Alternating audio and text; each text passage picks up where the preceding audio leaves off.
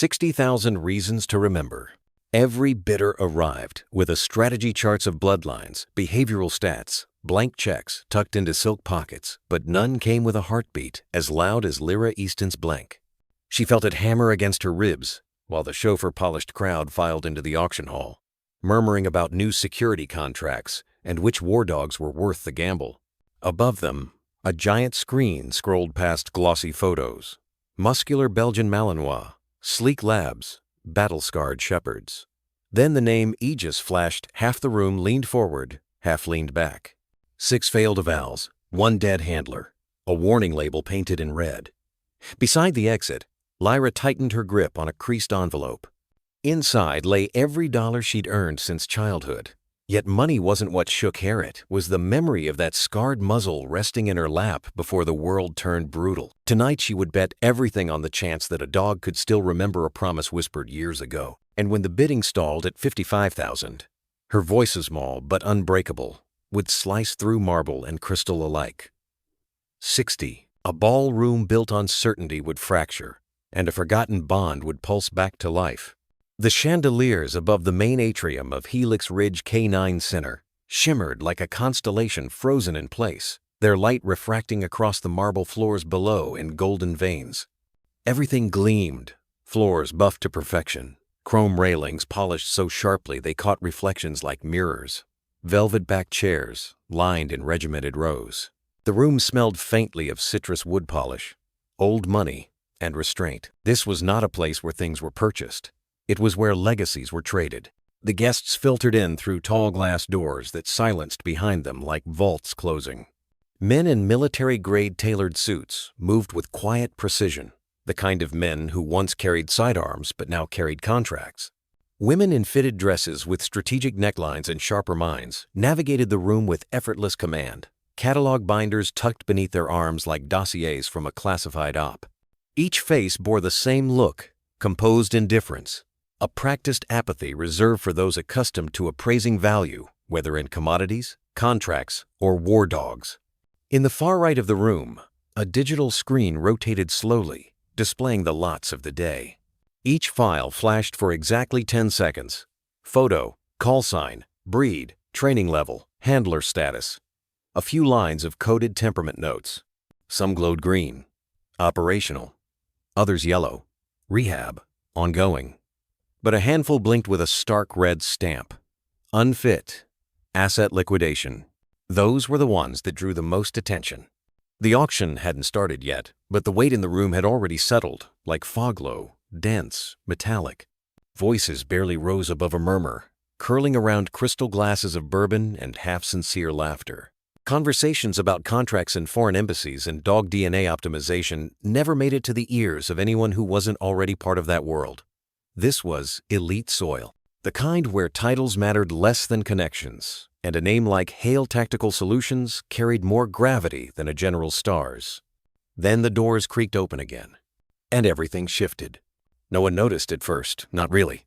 Just a flicker in the corner of the room, a smudge on an otherwise pristine mirror.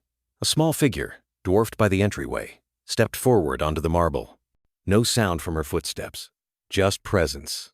She wore a faded green hoodie, 2 sizes too large. The drawstrings hung unevenly. Her jeans were frayed at the cuffs, sneakers dulled by time and dust. No catalog, no clipboard, just a canvas bag slung across one shoulder and hands tucked into the front pocket. She moved quietly, deliberately, not in fear, but in the way someone does when they know they don't belong and show up anyway. It took only a few seconds before the shift began. A woman in stilettos near the refreshments leaned toward her colleague. Voice clipped. "Who let a child in?" A suited man near the stage narrowed his eyes, scanning for a guardian that didn't exist. And then, like a ripple through still water, the atmosphere changed.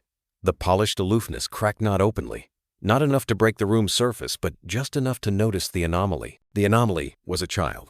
A security guard moved from his post near the east stairwell with the kind of efficient grace that came from years of watching for threats no one else could see.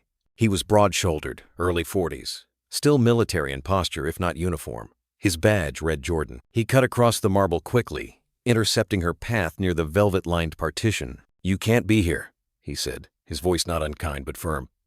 This event is closed to the public. No minors. She looked up. Big eyes. Quiet resolve. No apology. I have clearance, she said. Her voice was soft, almost drowned by the swell of voices returning to idle. Jordan frowned. From who? She reached into her hoodie pocket and pulled out a folded sheet of paper. He hesitated before taking a thought, expecting crayon, but what he unfolded was startlingly formal. A temporary visitor's permit issued from a training facility in Fort Beckett. Initials, a signature. Her mother's name in the lower corner. Forged? Possibly, but good enough to make him pause. He studied the paper, then the girl. You're not on any list, he said carefully. Who are you here to see? Her response came without hesitation. Not defiant. Not defensive. Lot 31. Aegis. The name dropped like a stone into the well of his memory. Jordan didn't speak right away. His hand instinctively rested on his radio, but he didn't reach for it. There was something off about the way she stood there. Like she wasn't waiting for permission. Like she had already been here long before the rest of them showed up in their gold cufflinks and champagne bravado. He exhaled slowly. Took a step back. Not approval. Just access granted. She nodded once and moved past him, and the room forgot how to breathe. No one followed. No one stopped her. But several turned to watch her disappear into the side corridor marked restricted kennel access. A few whispers followed her. Aegis? That's the one that attacked 2 handlers, right? Yeah, the one from the Easton file. Ghost unit. Unrehabbed. Red-listed. Why would a kid? But they wouldn't get an answer. Not yet. Somewhere far down the corridor, fluorescent lights hummed. Steel gates waited. And behind one of them sat a war dog nobody wanted to claim, whose name still pulsed in military reports and faded memories. And the girl walking toward him? She didn't need a bidding paddle. She wasn't here to win. She was here to remember. The air changed the moment she stepped past the threshold. Gone was the muted grandeur of the auction hall, the chandeliers, the murmured wealth, the perfume of power. What replaced it was sterile, silent, and cold. The kennel corridor stretched ahead like the inside of a military-grade vault. White walls, reinforced flooring, no sound but the hum of fluorescent lights overhead. Even the air smelled filtered, like the scent of bleach had been taught how to behave. Lyra walked with her shoulders squared, even if her heart thudded hard behind the zipper of her hoodie. Her shoe soft-soled and worn smooth made no noise on the composite flooring, but every step still seemed loud in a hallway this silent. To her left and right were rows of reinforced kennels, each outfitted with bulletproof glass and steel-barred gates, their designs clinical, more containment unit than resting place. Inside, the dogs stirred at her presence like dominoes falling one after another. First came the barking, harsh, sharp, defensive. Then, the growls, the panic. A few of them lunged, their bodies hitting the doors with dull, resonant thuds. The air filled with a scent of anxiety and animal tension so thick it almost hurt to breathe. But Lyra didn't flinch. She'd read about this, had imagined it in her head for months, maybe even years. The chaos didn't matter, because she wasn't here for them. She passed a kennel where a Belgian Malinois paced in tight circles, then another where a Labrador was curled into the corner, shaking at its own shadow. Another, an older Doberman, watched her without blinking, its eyes flat as obsidian. And then she saw him. Kennel E-sept, le 31. He didn't bark. Didn't pace. Didn't move at all. He sat in the back of the enclosure, completely still, as if carved out of night itself. His coat was mottled, patches of healing scars barely hidden beneath thick fur. His body was lean, sinewy, but tired. Not from age, but from the kind of exhaustion that lived in the bones. And his eyes. They didn't look at her like a dog looks at a stranger. They looked at her like a soldier sizing up an old command. Aegis. Lyra's breath caught in her throat before she could stop it. Not out of fear, out of recognition, out of that unshakable certainty, the kind only memory can whisper. She took a step closer. The others behind her faded. The barking softened in her head until it was little more than static. Just her, just him. 3 feet of glass separated them. He remained still. Not a growl, not a snarl, Not even a flicker of movement except for one slow rise and fall of his chest, as if he were pulling in the scent of something long buried beneath years of trauma and silence. She didn't speak, didn't move fast. Just slowly lifted her hand, palm hovering over the glass like an unspoken question. His ears twitched, his head tilted just slightly, like something ancient inside him was struggling to wake up. "Are you real?" her eyes asked. His eyes didn't blink, but something in his stare softened. Then, "Hey!" a sharp voice cracked the moment. Lyra's hand froze midair. She didn't turn. Footsteps rushed down the corridor, quick and clipped. A woman in gray scrubs and a black utility vest rounded the corner, her face a mixture of annoyance and alarm. A badge on her chest read Kennel Supervisor, M. Dorson. "You can't be here," she said tightly, walking toward Lyra. "This section is restricted, especially around the red-listed dogs.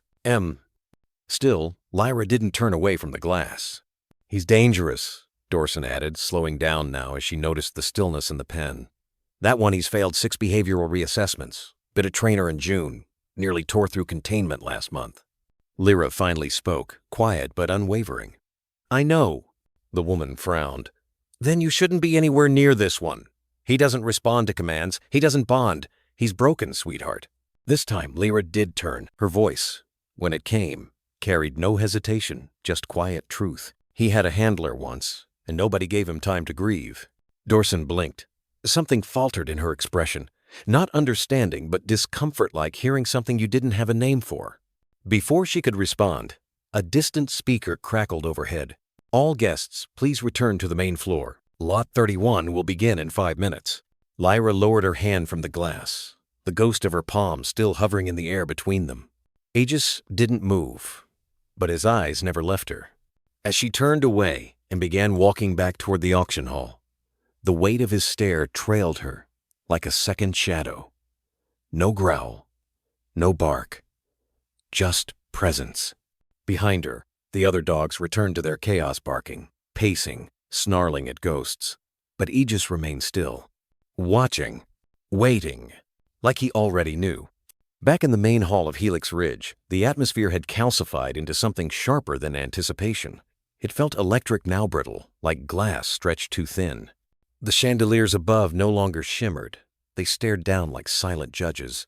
Rows of high-backed chairs filled in quickly as murmurs rolled across the room like an oncoming storm. Everyone knew what was next. Lot 31. Whispers swelled with a quiet dread. Not fear exactly, but fascination edged with danger.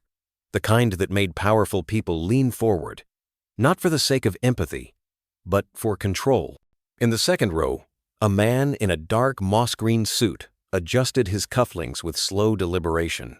Victor Hale, founder of Hale Tactical Systems, was no stranger to these rooms.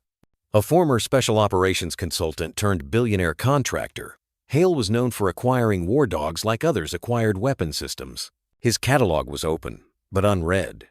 His fingers drummed the leather armrest of his seat, the subtle smile at the corner of his mouth, not one of warmth but ownership. He didn't look up as the auctioneer returned to the stage, but he didn't need to. He already knew what came next. Behind the stage curtain, a faint shuffle could be heard. Movement. Leashes? No, not this one. Everyone had read the profile. This dog was led only by proximity, not touch. They said even the metal collar had been removed after the third attempt left a handler in the hospital. On the screen above the auctioneer's head, the file flashed. Lot 31. Aegis, German Shepherd. Age, 6. Combat Theater, Kandahar. Handler, status, deceased. Disposition, reactive, unrehabilitated. Projected starting bid, $15,000. The crowd stilled. Back near the rear entrance, unnoticed by the cluster of buyers and whispering aides, Lyra Easton slipped into the last row, her small frame folded quietly into the space between polished mahogany panels and velvet upholstery. She held no program, no drink, no companion, only a creased envelope buried deep in her hoodie pocket and a stare that never wavered from the center of the stage. A silence dropped through the room like a blade. The spotlight clicked on, and then he appeared. Aegis. No muzzle, no leash, just 2 handlers on either side. keeping distance as if orbiting a storm. The room collectively leaned forward, not for admiration, but for confirmation. They were waiting for the outburst. The snap. The moment he'd lose control and prove every rumor true. But it didn't come. He walked forward with slow, measured steps. Not hesitant, not aggressive, just deliberate. Like he had weighed every tile on the floor and found it tolerable. His coat was darker than in the photos, marked by patches of older fur roughened by time and trauma. A faint scar curved over his flank like a forgotten blade. His left ear notch from shrapnel twitched once, then stilled.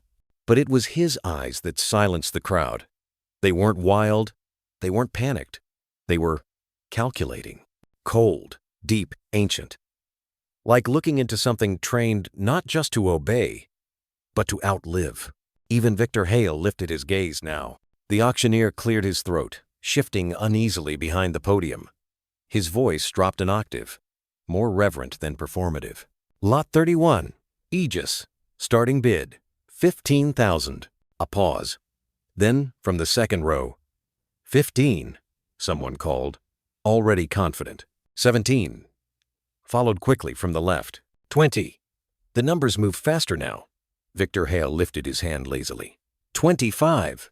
The bids quickened, a volley of numbers exchanged, like challenge coins. 30, 35, 40. Each voice sharp, intentional, trying to hide the fact that no one really wanted this dog for companionship. They wanted him for reputation. Through it all, Aegis didn't move. He stood in the spotlight like a sentinel carved from something older than stone. His tail remained low but not tucked. His chest rose and fell in a rhythm too controlled to be anything but trained. He stared not at the crowd, not at the auctioneer, but somewhere else entirely, as if searching. Back row. Far corner. A girl in a faded hoodie held her breath. The bidding crossed 45. Someone whispered, "That's Hale's finale. Never goes past that." Victor glanced over his shoulder just once, not at anyone in particular, certainly not at Lyra. Just a sweep of indifference, confident that the room still belonged to him. The auctioneer paused. "Do I hear 50? Silence. 55? Victor raised one brow. 55, he called, voice low, bored. It should have been the final nail.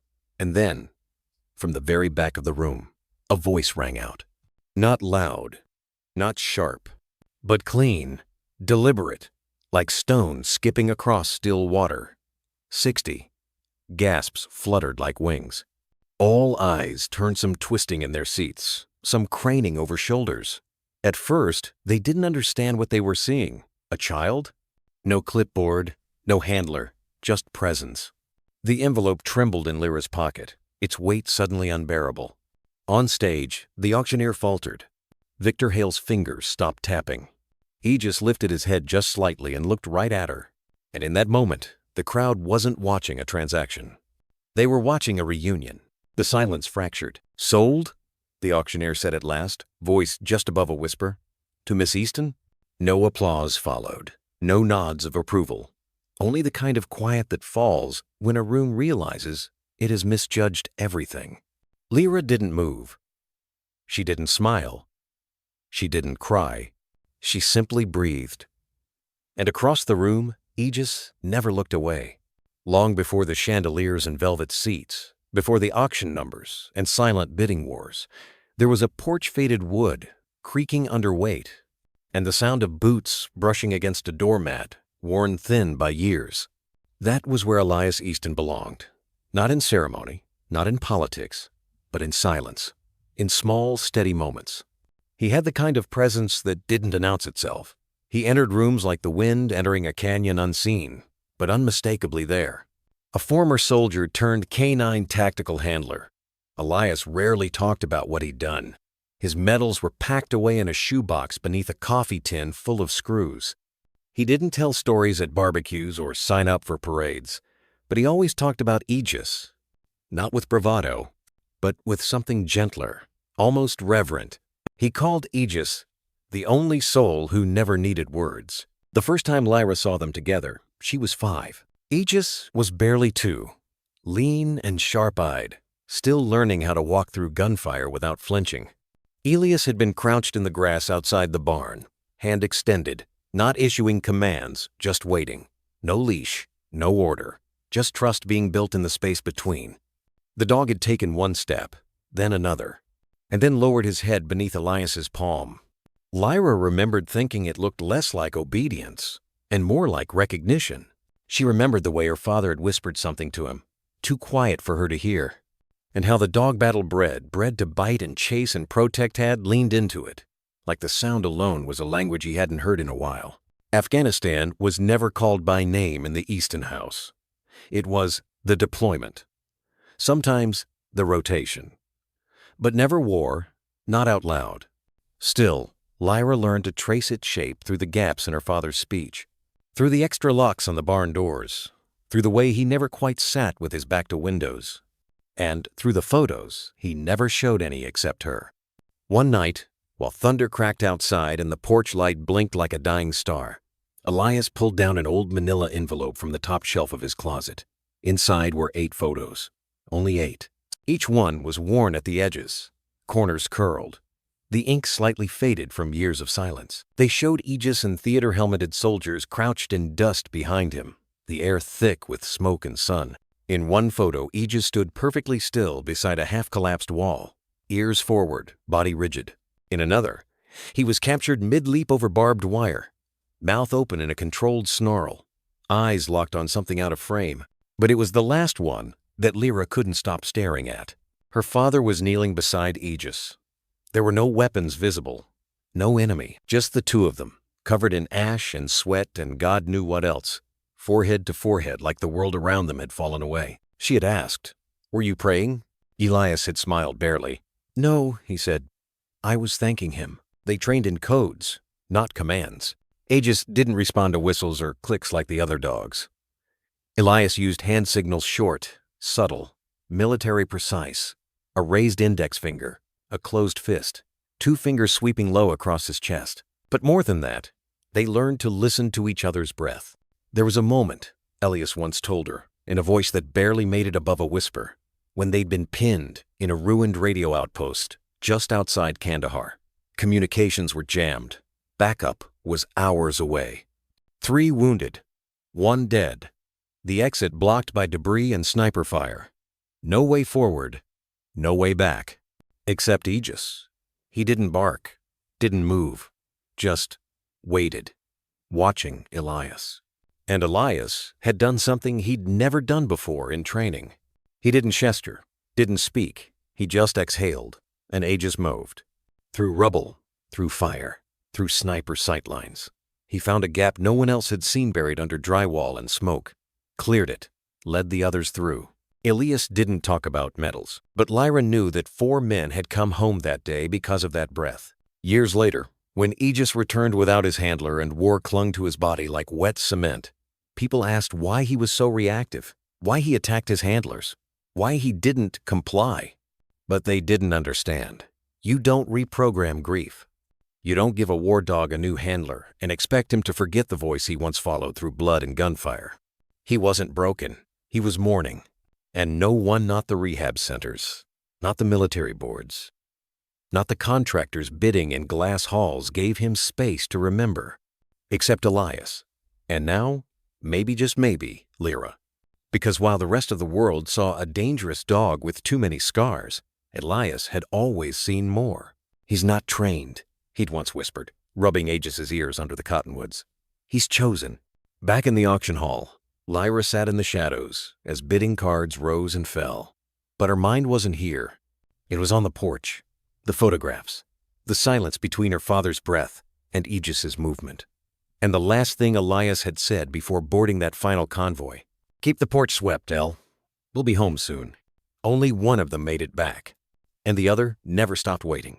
The morning he left, the world felt paused. The wind barely touched the trees. The clouds drifted, but without intent. It was one of those soft mornings that smelled like warm soil and brewing coffee where nothing should ever go wrong.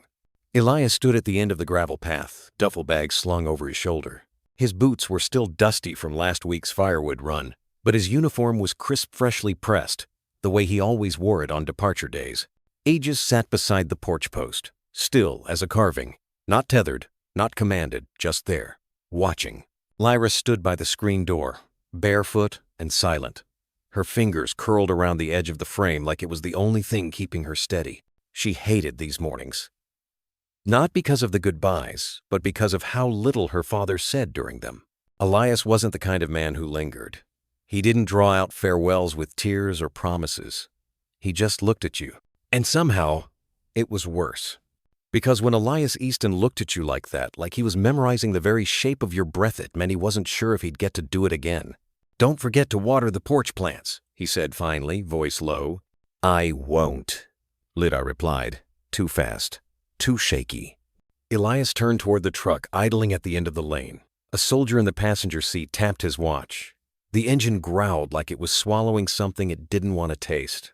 Then Elias did something unusual. He crouched next to Aegis, pressed his forehead to the dog's, and exhaled slowly. That same breath. That same unspoken goodbye. No commands. Just a goodbye between creatures that had lived through fire together. Aegis didn't move. Not even when Elias stood up and walked away. He just watched, eyes fixed, ears forward. Even after the truck disappeared over the ridge, kicking up a plume of dust like a trailing ghost, Aegis remained on the porch stone still. Lyra thought, he's holding the door open, even when it's closed. And then she went inside. 3 weeks later, the wind came back. It screamed across the fields like it had been waiting, and the porch creaked under its weight. The screen door slammed twice before Lyra remembered to hook it. She was sorting socks by the fireplace when the knock came. Not the usual one, not the kind from neighbors or mailmen. It was heavy, measured, the kind of knock that comes only with news no one wants to say out loud. Lyra opened the door and saw 2 men in uniform shiny hats, silver pins, perfectly still faces. She didn't remember what they said. Not really, just fragments. Incident northeast of Nangarhar. Improvised detonation, unrecoverable, official confirmation of death. And then, Staff Sergeant Elias Easton deceased in action. One of the men handed over a small, sealed envelope. The edges were wet from the rain that had started to fall without warning. Inside was a letter she couldn't read. Her mother took it and walked into the other room like a sleepwalker, shutting the door behind her. And just like that, the house emptied of sound, except for the faint, rhythmic creak of the porch steps. Aegis. Still sitting. Still waiting. He hadn't moved in days. He barely ate. At night, he paced from Lyra's room to the front door and back again, stopping every now and then to press his nose against the windows, as if the world might return Elias if only he looked hard enough. But it didn't. It didn't return anything. The whispers started the following Sunday. Adults talked behind kitchen doors and in grocery aisles. Voices hushed but leaking through walls. They say the blast vaporized everything. No remains. Dog's gone too, poor thing.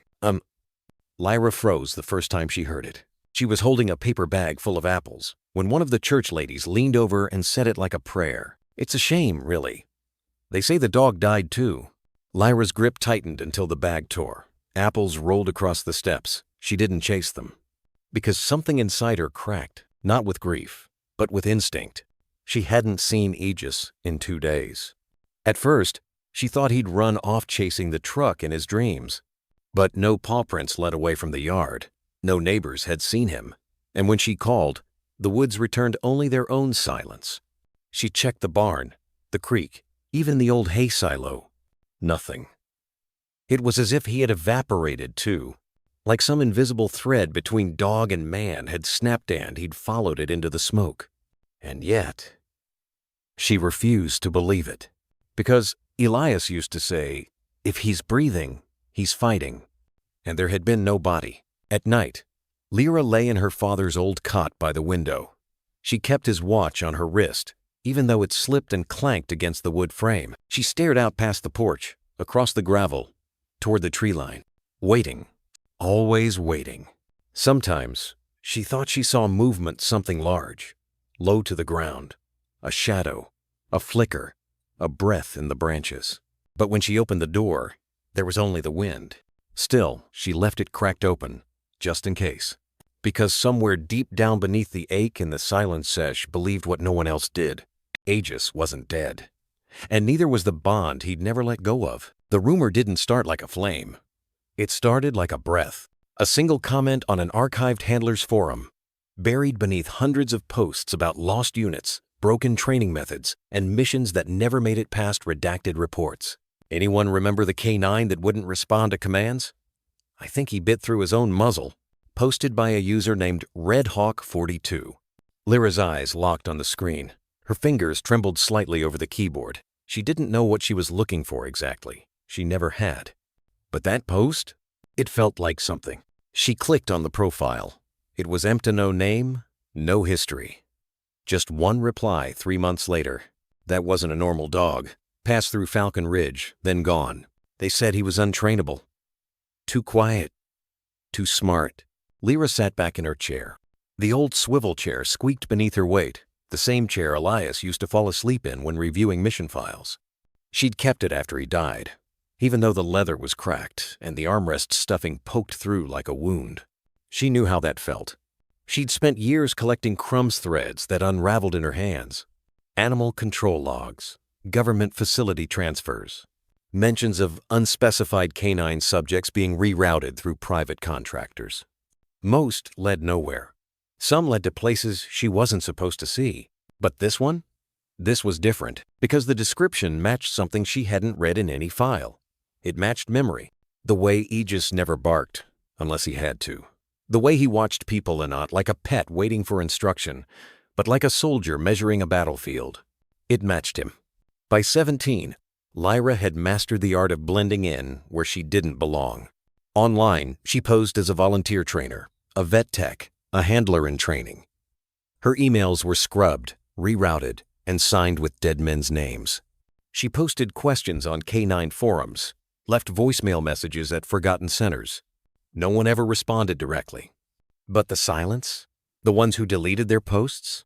That said more than words ever could. Whispers followed a trail of fire through underground handler circles. A dog moved from base to base.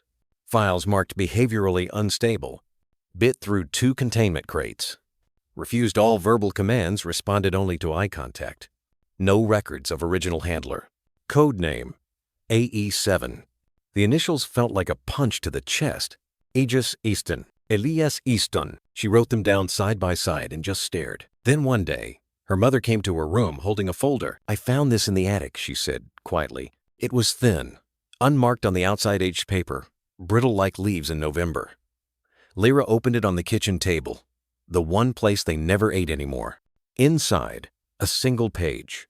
Stamped in the upper corner, Department of Tactical Resources, declassified, Level 3, clearance. Below that, printed in sterile military font, Specimen, AE7. Status, active. Origin, unlisted, handler deceased.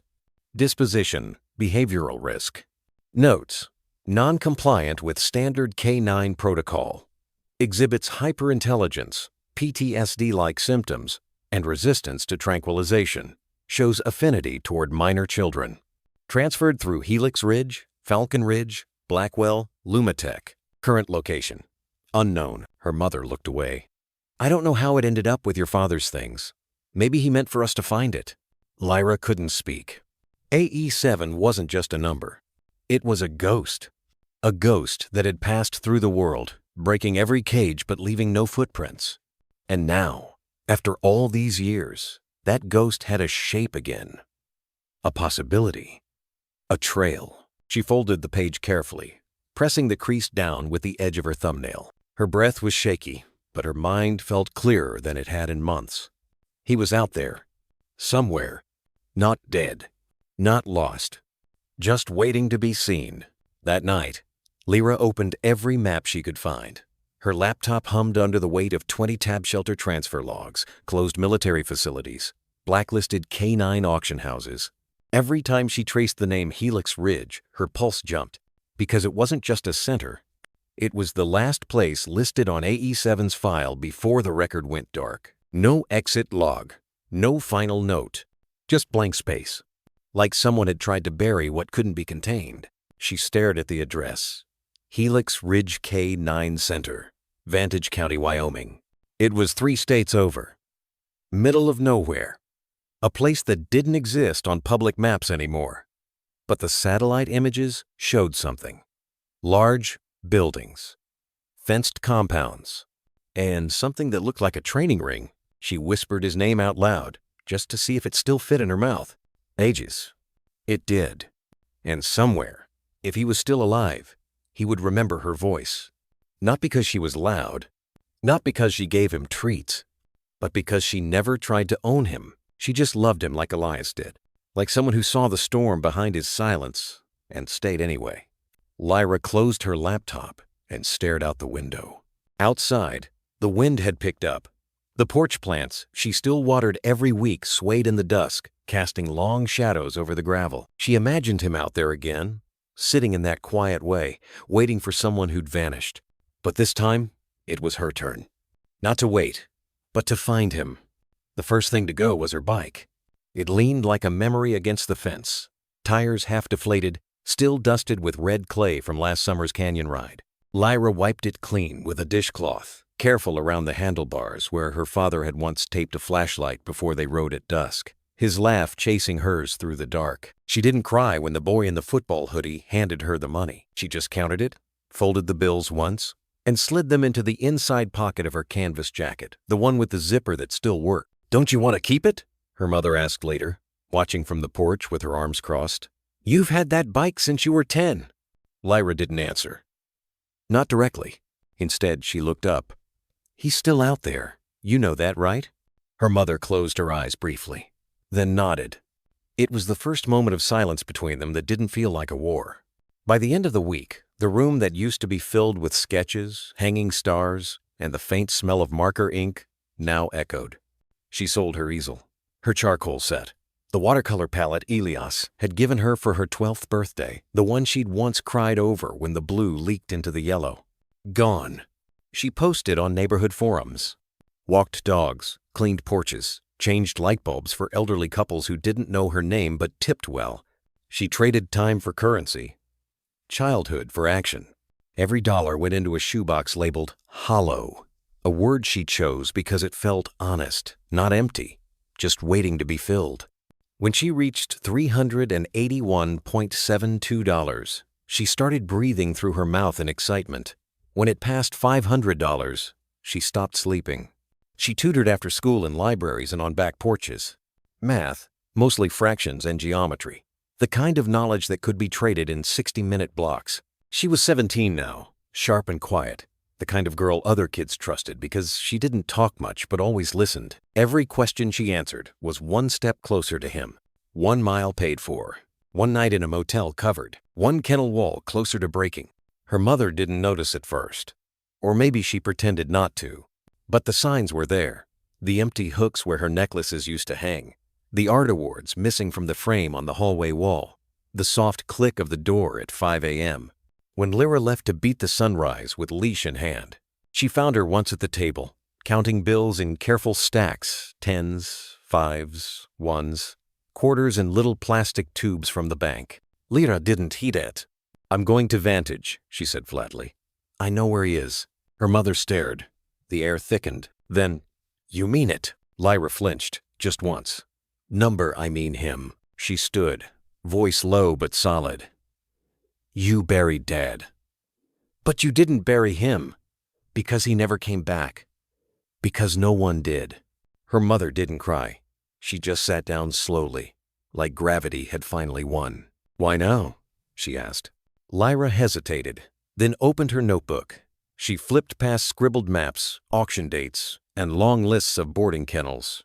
She turned to a page that only had 2 words, "A7, Elias." Then below it, handwritten in pencil, "He already knows me." She looked up. "I don't want to wait until he forgets." That night, her mother brought in a box. "I kept some of your father's old things," she said, laying it gently on the floor. Inside was a tactical watch, still ticking. A photo of Elias and Aegis, taken in profile, their silhouettes against the desert horizon, and a single key with no label. "He used to say," her mother whispered, fingers brushing the edge of the frame, "that some dogs weren't trained, they were chosen." Lyra sat with the box long after her mother went to bed. She ran her fingers along the cracked edge of the photograph, where time had started peeling away the sky. She whispered softly, like she had all those nights she couldn't sleep. I didn't forget you. She wasn't sure if she meant Aegis or her father. Maybe both. By the end of the month, she had $893.24 and a route scribbled in red pen. She'd mapped every bus transfer, every gas station she might need. She calculated the meals she could skip, the nights she could sleep sitting up in terminals. She learned how to pretend she was older, how to look like she belonged. She didn't ask for help, not because she was proud, but because the people who would have helped, they were gone. And the one who might still remember her? He didn't need words. He needed presence. On her last day before leaving, she walked the neighbor's golden retriever one final time. "Why are you out here every morning, sugar?" the old man asked, squinting behind cloudy glasses. Lyra smiled faintly. "I'm going to buy back something that never should have been sold." He blinked, then nodded like he understood even if he didn't. When she turned to go, he called after her. "Whatever it is, make sure it remembers who you are." She looked back once, the leash swinging at her side, the dog's tongue lolling happily in the breeze. It already does. The bank was quiet, the kind of quiet that made every sound feel intrusive. The rustle of a paper sleeve, the metallic clink of a pen tethered by a steel chain, the faint cough of an elderly man waiting in line. Lyra stood near the counter, small in her oversized coat, clutching a manila folder that had grown soft at the edges from being held too tight for too long. She didn't blink much. Not anymore. Behind her, the low winter sun glared through the glass, catching in the static strands of her uncombed hair, turning them gold like ash catching fire. "Next," the teller called, her voice too chipper for the gravity Lyra carried. She stepped forward. The folder landed on the counter with a small thud. Inside, savings bonds her father had left behind, the art scholarship she had declined, the earnings from every dog she walked, every lawn she raked, every birthday card she never opened but always kept. There was also one letter from her mother, not sealed, just signed. "To whom it may concern, my daughter is 17 and acting with my full consent." She slid everything forward. "I need a certified cashier's check. 60. 2,000 even." The teller's smile faltered. "I'll need to call a manager," she said, standing up, voice suddenly formal. Lyra nodded. She was used to being underestimated. 20 minutes passed. Then 30. Her mother arrived in silence. She didn't ask questions, didn't scold. Just sat beside Lyra on the padded bench near the potted plant with the fake mulch and a tilted sign that read, "Invest in what matters." They sat like that for a while, mother and daughter, side by side, separated by more than time but still tethered by something neither could fully name. Then, quietly, her mother said, "Why 62? Lyra looked down at her scuffed sneakers, then up at the teller window where the manager was still whispering into a phone. "They started the bidding at 50, she replied softly. "But I wanted to make sure." Her mother nodded slowly. "And what if someone bids higher?" Lyra's fingers tightened around the zipper of her jacket. "I don't think they will." "Why?" She hesitated, then answered, like the words had been waiting for a long time. "Because no one else knows who he is. Not really." When the manager finally returned, he wore the kind of expression reserved for unusual requests, a polite cocktail of suspicion, disbelief, and protocol. "I'll need to verify the funds," he said. Lyra simply handed him the folder again. Nothing else. Her mother, still seated, met his eyes. "She's not running away," she said calmly. "She's retrieving something that was lost." The manager raised an eyebrow. "A vehicle?" "No," Lyra answered. "A life." The paperwork was done in slow, deliberate strokes. "Sign here. Initial here. Date. Witness." Every step was a wait. Every signature an exhale. And then, finally, it slid across the counter. A thin rectangle. Ink on premium linen paper. $62,000. Pay to the order of the Hollow Breeding and Tactical Group. She didn't cry, but her fingers trembled when she took the envelope. Not from fear, from the realization that this was it. No turning back. No more what-ifs. Only now. Only forward. Outside the bank, the wind had picked up. It tugged at her coat and scattered a few dry leaves around her boots. The sky had dimmed to a soft iron gray, as if holding its breath. She opened the car door, then paused. Her mother hadn't started the engine. Instead, She looked straight ahead, her hands folded tightly in her lap. "He's not the same dog, you know," she said. "Even if he remembers you, he's been through things." Lyra nodded slowly. "So have I." A silence stretched between them. This one wasn't cold, just quiet, heavy with what couldn't be said. Then her mother turned, eyes wet but steady. "You think he'll remember?" It was a question wrapped in 1,000 others. Will it all be worth it?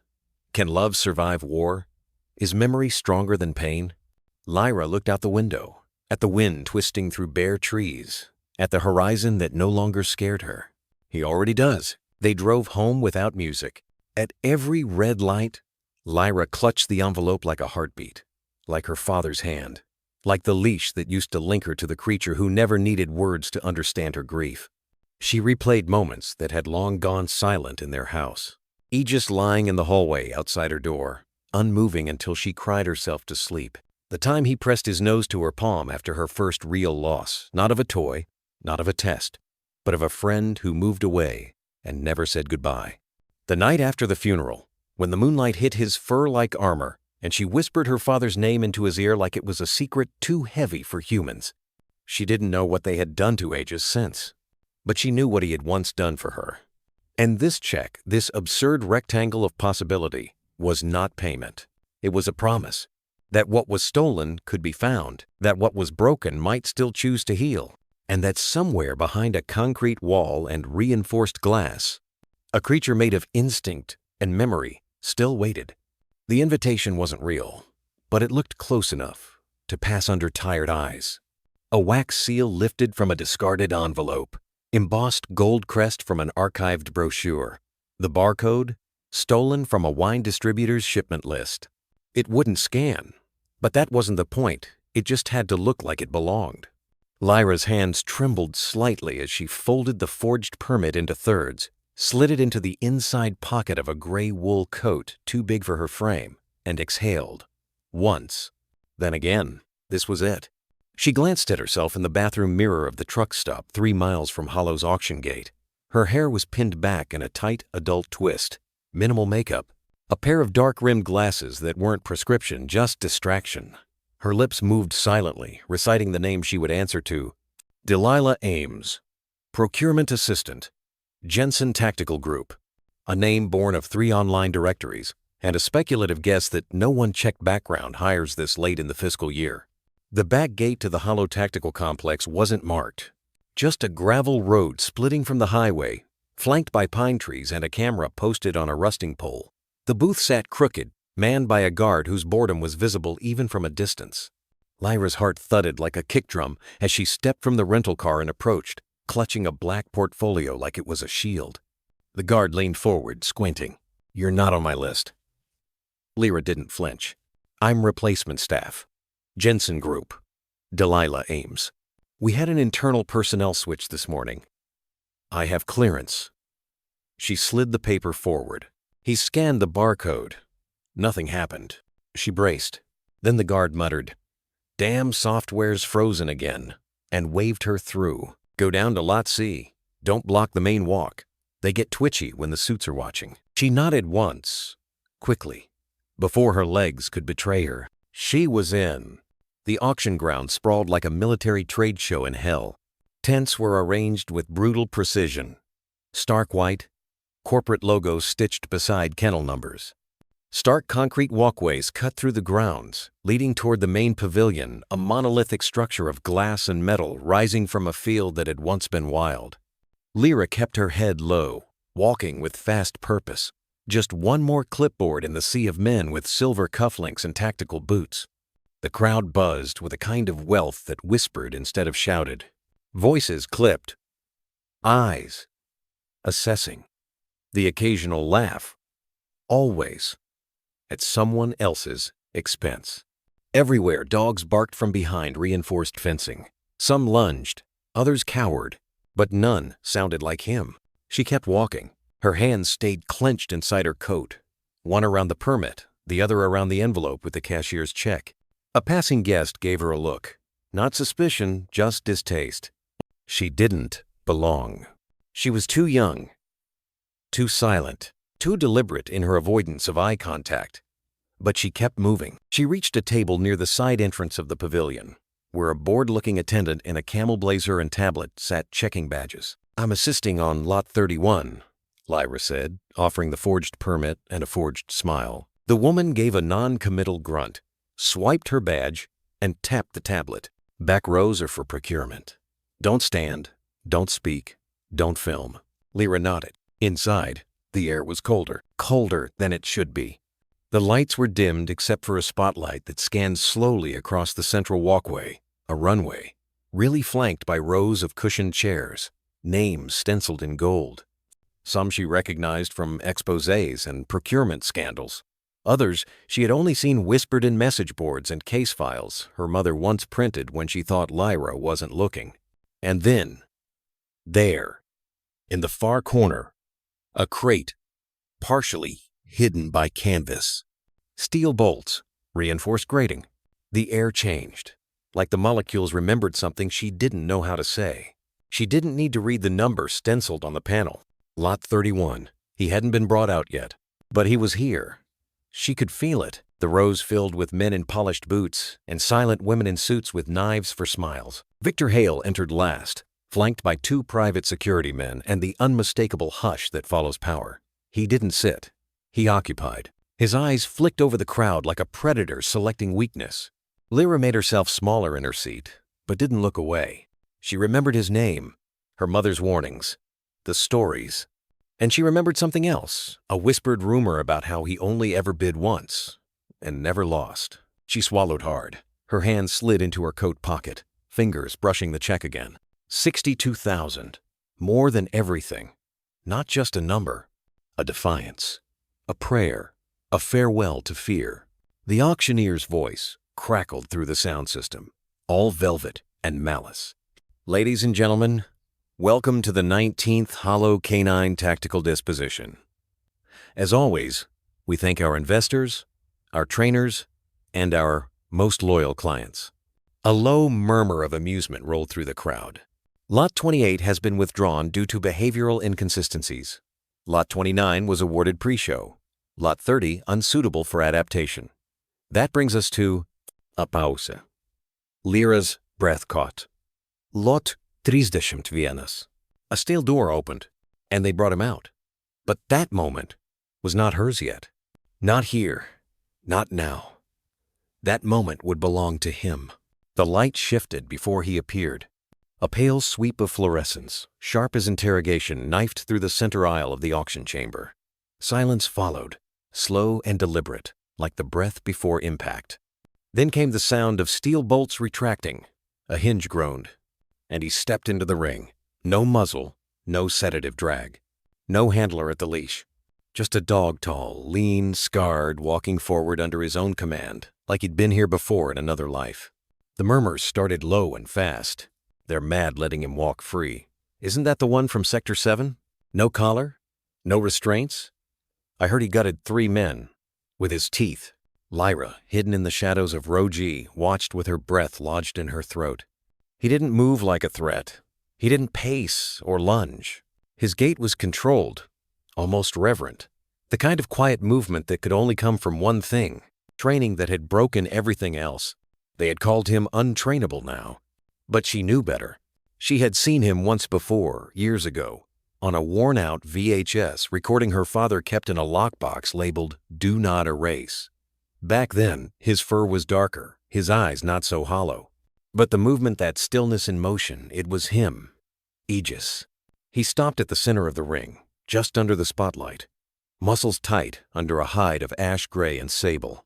Ears forward, tail still, chest rising, slow and deep. He was listening, not for a sound, for a presence. And then he did something that made the crowd recoil. Just slightly. He lifted his head and looked at them, not like an animal, like a soldier surveying a jury. His eyes were darker now. Not wild. Worse. Lucid. Victor Hale narrowed his gaze, but said nothing. One leg crossed over the other. He leaned back into his chair as if he were watching a chessboard unfold. But his fingers flexed once on the armrest. He recognized something, maybe not the dog, but the threat. This one, someone whispered behind Lyra. They called him Ghost Skin. Wouldn't show up on thermal, wouldn't bark, wouldn't stop. Didn't he? Survive after losing his handler, yeah. Refused reassignment, bit through a Kevlar sleeve. Lyra shut it all out. None of it mattered. Only one thing did. Would he see her? Her fingers gripped the check in her coat, now damp with sweat. Her throat tightened, the room around her dissolving into echoes and blur. But her focus never left the ring. Then his ear twitched. Not toward the voices. Toward her. He shifted his weight. Subtle. One paw. Half a step forward. A motion like memory. Her vision stung, but she didn't dare move. Across the chamber, the auctioneer cleared his throat. Lot 31. Spezimen AE 7. AGE 6. Military classification. Undefined. Behavioral record. Non-standard. There was dry laughter, muted. This canine was recovered after the Nova Run incident. DNA tagging indicates prior service with Unit Arzulu. Paperwork incomplete. Performance statistics redacted. Command retention confirmed. Loyalty indicators inconsistent. Handler deceased. No one spoke. Aegis remained still, but his eyes never stopped scanning. Searching. The auctioneer tapped his tablet.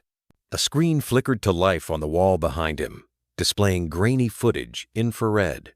A blur slicing through jungle terrain. A man cornered behind cover, muzzle flashes in every direction. Then the blur reappears. Takes a flank. An explosion. The man lives. The blur? Gone. Until the next clip. The same movement, same shape, always faster than the camera could track. The room stiffened. Lyra kept her gaze on him, not the footage. She thought of the letter they received. Remains inconclusive. Status. Presumed. Deceased. But there he stood. Not presumed. Not broken. Just waiting. For something no one else in that room could see. Her. The auctioneer's voice softened. As per contractual parameters, Lot 31 is presented as is. Bidding opens at $12,000. A pause. Silence. Then, 14, someone said. 15, another snapped. 18. Victor Hale didn't speak. He just stared. Aegis tilted his head. Not at the voices. Not at the numbers. At the section behind the curtain line, where Lyra sat. And then, just for a second, his gaze locked with hers. Everything fell away. The ring. The people. The spotlight. All that remained was the echo of a backyard porch. A soldier's hand scratching behind soft ears. A girl watching from the steps with knees pulled to her chest. And a promise unspoken. Don't forget me. He hadn't. Then someone shouted, 35,000, M. Aegis's head snapped slightly in that direction. Not like a response, but a correction. As if to say, you don't understand. Lyra's hand trembled around the envelope. She rose slowly, but didn't yet speak. Not yet. Let them underestimate her. Let them raise their hands, count their dollars, and call him broken. They didn't know the truth, but he did. And somewhere deep inside those scarred eyes, something flickered. Not fear, not recognition. Something more dangerous. Hope. The room exhaled. Tension unspooled from the air like a wire snapping loose, the silence shattered by the sharp tap of the auctioneer's gavel. Lot 31. Opening bid $15,000. The number echoed like a challenge. No one moved at first. Not the dog in the center of the ring. Not the man in the third row with his leg crossed and jaw set. Not the girl in the back row gripping a manila envelope so tightly the corner had begun to tear. Then, a voice low, nasal, amused. 15. A hand lifted from the front row. Ringed fingers, pinstripe cuff, a chuckle just beneath the surface. 17. Another bidder called. Not to win, but to play. 18. 19. The auctioneer nodded crisply, tapping his tablet. 19,000. Do I hear 20? Victor Hale moved only slightly, a flick of his fingers, an almost bored gesture toward the screen. 25, he said, like ordering wine he already regretted. A murmur swept through the seats. Not at the price, but at him. Victor Hale didn't bid unless it was already his. Aegis didn't flinch, didn't blink. He stood motionless in the center of the ring, though his eyes flicked to the direction of each voice. Not with threat, with calculation. Lyra felt her pulse climbing her neck like heat. Her breath quickened, shallow and uneven. Her hands ached around the envelope in her lap inside. The check was still dry, but barely. She counted the bids under her breath. 25, 26, 28, 30. Each number struck like a distant detonation. Quiet but final. Her window was closing. She wasn't ready. Not yet. A woman in a velvet dress raised her paddle. 32, 35. Someone barked from the left wing, not even looking up from their phone. The auctioneer barely paused. 35. I have 35. Do I hear 36? Lyra looked across the room to Victor. He hadn't blinked. Just leaned back, as if this weren't a war but a formality. As if he had all the time in the world and the arrogance to assume time was his servant. He raised his hand again. 40. Gasps now. A shift in tone. No one liked bidding against Hale. Lyra's vision trembled. Her fingers slid under the flap of the envelope. One breath, then two. She could feel the heat of his stare before she looked. Not Hale's, not the crowd's. Aegis, still watching her, still waiting. 41, the woman in velvet said, voice thinner now. 42. Victor raised a single eyebrow. 50, he said. And that was a hammer, not a bid. The room stilled. People turned, whispered. Chairs creaked. Some began crossing lot 31 off their mental lists. No one outbid Victor Hale past 50 unless they wanted war. Or ruin. Lyra's knees ached. Her chest felt tight, like her lungs had forgotten how to draw breath without consequence. She didn't have room to blink. If she hesitated again, it would be over. The auctioneer's voice wavered now. Slightly. 50,000. Going once. The moment opened like a door in her chest. And Lyra stood. Her voice wasn't loud, but it was clear. 62. The whole room turned. Victor Hale didn't, but Aegis did. And this time, he didn't just look. He stepped forward. One paw, then another, toward the edge of the ring, toward her, as if her voice had summoned not a memory, but a mission. The auctioneer blinked. 62? Do I have 63? No one answered, not even Victor. For the first time that night, he looked at the girl standing in the back with her shoulders squared and fingers trembling, eyes glassed but unflinching. Lyra didn't lower her hand. The check weighed nothing now. It had already spent itself the moment she said his name with numbers. The moment she answered what no one else could hear, he already remembers. Silence spread like smoke. In the center of the ring, Aegis stopped at the edge, his body tense, not in threat but recognition. He knew her, not her face, not her voice, her scent, her heartbeat, her grief, tucked into years of silence. It was all still there, buried like bone in old soil, and somehow he still knew where to dig. Lyra swallowed hard, tears close but not falling. The auctioneer adjusted his collar. 62,000 once. She could feel everyone watching her. She didn't care. 62 twice. Aegis took one step closer, closer than any handler had dared let him in 2 years. Sold. The gavel struck, and the room exhaled again. But Lyra didn't. Not yet. Not until someone opened the gate. Not until he crossed that final threshold. Not until she could reach for him, not as a girl chasing memory, but as the last person left who still believed he was more than what they made of him. The room was thick with sweat and perfume and unspoken rules. Lot 31 had no leash, no muzzle, no chain.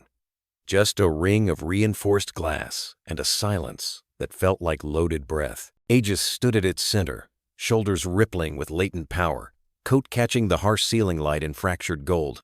Beneath the tablecloths and expensive watches, people leaned in the way they do when they smell blood or opportunity. The auctioneer gave a nod like a blade being unsheathed. Lot 31. Bidding will resume at 55,000. Victor Hale didn't move at first. Then slowly, deliberately, he raised 2 fingers. 55. His voice was clean and casual, like it cost him nothing. And for him, it didn't. There were murmurs. Yes, restrained, almost reverent. Hale wasn't just rich. He was a collector of ghosts. Dogs like Aegis weren't trained to obey. They were trained to terminate. If anyone could break them again, remold them, reprogram what war had carved, it would be him. Everyone knew that. Everyone expected him to win. Lyra sat in the back row, the padded chair swallowing her. She could feel the envelope in her coat pocket, though her fingers didn't move. Aegis was still now, but not the stillness of sedation. His eyes were alert, fixed somewhere beyond the crowd, not searching, but remembering. The room held its breath. The auctioneer gave a nod. I have 55. Do I hear 50? 6? Nothing. The air thickened. The next moment felt too fast, and yet slow enough to break open. Lyra stood. Some turned. Most didn't, until they heard her voice. Not loud, but clear. 60. The word hung like a thunderclap that didn't echo, it just stayed. Gasps bloomed. Then silence. Not the polite kind. The kind that looks like still water just before something surfaces. The auctioneer blinked. His mouth opened, then closed. 60? She didn't repeat it. She didn't need to. Victor Hale's gaze finally shifted. Only his eyes moved, but it was enough. He looked at her as if someone had stepped out of a grave and bid against him with their own obituary. The envelope in her coat felt warm now. Heavy, not with paper, but with what it meant. Her father's name, her family's silence, her choice. It wasn't money. It was memory. Victor didn't raise his hand again. The auctioneer hesitated for a breath. Maybe two. Then, 60,000. Going once. No one spoke. Going twice. Still nothing. Lyra didn't blink. Aegis did. And then he stepped forward. Just one step. But it felt like something larger than physics. He hadn't moved for any of them. Not Victor. Not the handlers. Not the threats whispered behind gloves and sunglasses. Only her. Sold, the auctioneer finally said. To Miss Easton. The gavel fell like a closing chapter. And for the first time in 5 years, Lyra exhaled. The steel door hissed as it unlocked. Behind the auction ring, the world changed. The lights dimmed. Voices softened. Carpets gave way to concrete and echoes. The holding bay smelled of iodine, sweat, and wet fur, the kind of place where even shadows looked like they were waiting for instructions. Aegis stood inside Kennel 9. No restraints, no muzzle. 2 handlers lingered nearby, trying not to look afraid. One was checking the transport papers, hand trembling just enough for the clipboard to rattle. The other had rubber gloves halfway on but hadn't dared touch him yet. He hasn't moved, one whispered. Since the bid? Since yesterday. Their eyes flicked to the animal that didn't pace, didn't growl, only watched. He was too still, they thought. But it wasn't sedation. It was something colder, older, like he wasn't really here, but somewhere else.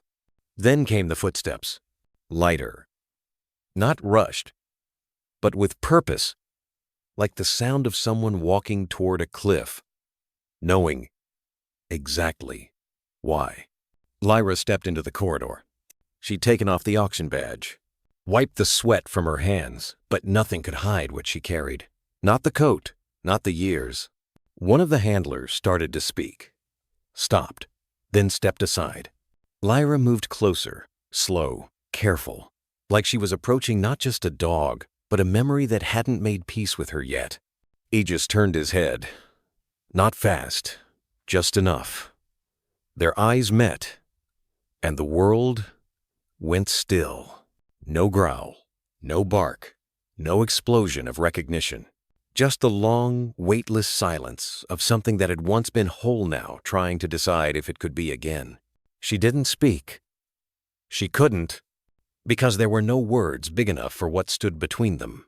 The last time she'd seen him, he was on that porch, ears up, tail down, alert like a sentinel that didn't know he was already history. Now he was bigger, scarred. His fur along the ribs was mottled with healing tissue, the kind that doesn't grow back right. One eye had a thin line cutting through the iris, like a ghost had scratched him on the way out. But it was him. It was Aegis. He tilted his head just slightly, and Lyra took one step forward. That was all. No sudden reach, No name. Just a breath. And in that breath, memory moved. Aegis shifted his weight, not away toward. The handlers tensed. One reached instinctively for the gate latch. But Lyra lifted her hand, not in command, in remembrance. Aegis watched her fingers. Not the way an animal watches for treats or tricks, but the way a soldier watches for signs he once understood. The gate creaked. The metal slid back with the slow agony of anticipation. Then, silence. Aegis stepped out, one paw at a time. Not testing, just choosing. And he walked to her, not like a pet, not like a soldier, like a ghost finally deciding it was safe to come home. Lyra's eyes stung not from fear, not even from grief, but from the weight of what had lasted. No one spoke. No one dared. Because something sacred had unfolded in that hallway, something too fragile for words. Aegis sat down in front of her, his breathing steady, his eyes fixed, waiting, not for commands, but for truth. And in the dim hum of the holding bay, Lyra did the only thing that made sense. She knelt, slowly, level with him, hands still, voice gone. He leaned forward and pressed his forehead gently, deliberately against hers. The world, once broken, began to stitch. Not all at once, not completely, but enough. The silence didn't break, it settled. Like snow after a storm, the air between them held its breath. Aegis stood before her, still and massive, every muscle beneath his coat coiled like a memory that had learned not to trust its own weight, but his gaze never left hers. Lyra didn't move right away. She waited. Let the moment breathe. Let him breathe. Then just once she whispered, barely above air, "Hey." No command. No expectation. Just a voice he hadn't heard in years. One his bones had never forgotten. Aegis lowered his head slightly, eyes narrowing, studying, then a slow, deliberate step, then another. His body shifted toward her like a tide returning home. The third step brought him within reach, close enough for her to see the ripple of old wounds beneath his fur, the jagged ridge across his shoulder, the burn mark near his flank where fur no longer grew. But it wasn't the scars that shook her. It was the quiet, the absence of fear, the careful permission in every move he made. She lowered herself gently, resting her knees on the cold concrete, ignoring the sting. Aegis post. Then, with the tentative gravity of a soldier laying down his shield, he stepped closer just enough for his snout to brush against her knee. It wasn't a nudge. It wasn't demand. It was recognition. A murmur broke the stillness behind them. One of the handlers leaned toward the other, voice hoarse with disbelief. Never seen him do that. Not to trainers, not to evaluators, not even to the vet who dared stitch him in silence. Lyra didn't hear them. Not really. She reached out, fingers trembling more from hope than fear. At first, she hovered just inches from his neck, just above the place where his fur dipped beneath the base of his jaw. The scar there was still pink, as if the pain hadn't finished fading. Then, slowly, her palm made contact. Aegis didn't flinch. He leaned. Not all his weight, just enough. Like a question answered. Like a gate opened just wide enough for trust to step through. The moment cracked something in her. Not visibly, not loudly, but inside beneath the armor she'd built over the years. The auction, the forging, the saving, all of it had been about this second. This singular proof that he was still in there. Her thumb traced the edge of the scar across his brow. The fur around it was uneven, as if whatever tore it had also tried to erase him. "You remember," she whispered. Aegis's ear flicked. Just once. Then he sat. Not with obedience. Not like a dog waiting for command, but like someone who chose to stay. She moved her hand slowly along his side, each touch uncovering more. The surgical mark on his hind leg, the small circle branded just behind his right shoulder, AE7, almost invisible under newer fur. He let her. Not frozen, not passive, just present. A breath escaped her lips, long and unsteady. "God, what did they do to you?" She wasn't asking him. She was asking the space around them. The years, the institutions, the ghosts in white coats who saw a weapon instead of a heartbeat. Aegis shifted forward slightly and pressed his head into her chest. She gasped not from pain, but from the way her body remembered. The pressure was familiar. The weight of him. The way his heartbeat aligned with hers like it always had.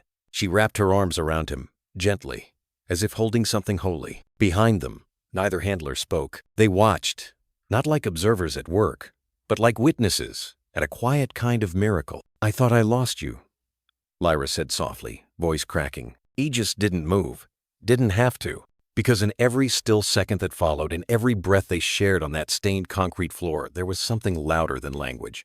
He had come back. Not fully, not perfectly, but enough. And sometimes, enough is everything.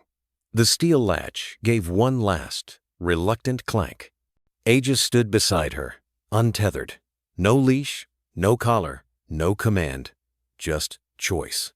Lyra's fingers hovered near the looped lead coiled at her hip, not in threat, not in fear, but out of habit, and then she let it fall. She wouldn't use it, not with him, not after what he'd just given her. The trailer ramp groaned under her boots as she stepped forward. The aluminum clanged softly, hollow but steady, like the bones of an old promise finally being honored. Aegis didn't hesitate. He didn't glance back, didn't scan for handlers. He followed. Step by step, his paws met the ramp without pause, silent, unchained, like a soldier leaving a battlefield behind. One of the auction staff and a Navy windbreaker stood in the shadow of the barn door, clipboard still tucked under one arm, watching like he was witnessing something he didn't understand and wouldn't forget. No one said goodbye. No one needed to. The ramp rose behind them, pulled shut with a soft thud that echoed through Lyra's chest like a closing chapter. Inside the trailer, it was dim, not cold, not hostile, but quiet, in the kind of way only freedom can be. A space not made for caging, but for carrying. Aegis turned once, just enough to find a corner near the back where a folded wool blanket lay against a crate of bottled water. He didn't lie down. Not yet. He stood watch as Lyra climbed into the cab, the door creaking before it latched with finality. The key turned in the ignition. The engine stirred like a held breath, and they pulled away. Through the rearview mirror, the sun was already halfway buried behind the distant hills, a burnished smear of gold stretching across the sky like a bruise healing. The dirt road spit dust into the air as tires kissed gravel, and then silence. Not emptiness, but a full, aching silence. The kind that fills you when something long hoped for has finally arrived and you don't yet know how to hold it. In the passenger seat, the envelope lay open, its flap bent, its contents gone. $62,000. Years of birthdays, paper routes, odd jobs, garage sales, blood, grief, hope, gone. And she had never felt richer.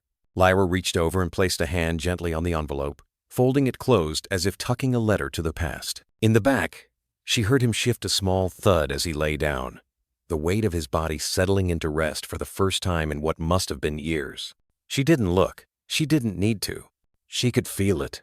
The subtle change in the air, the gravity of his breath, the relinquishing of tension in the bones of something that had forgotten softness. He was safe.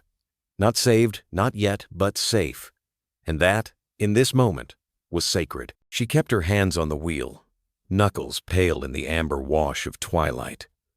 A tear slipped down her cheek, soundless, warm, not from sadness, from something quieter, something that felt like returning. The road unspooled before them like a ribbon of dusk, winding away from cruelty, toward whatever would come next. She didn't know what it would look like.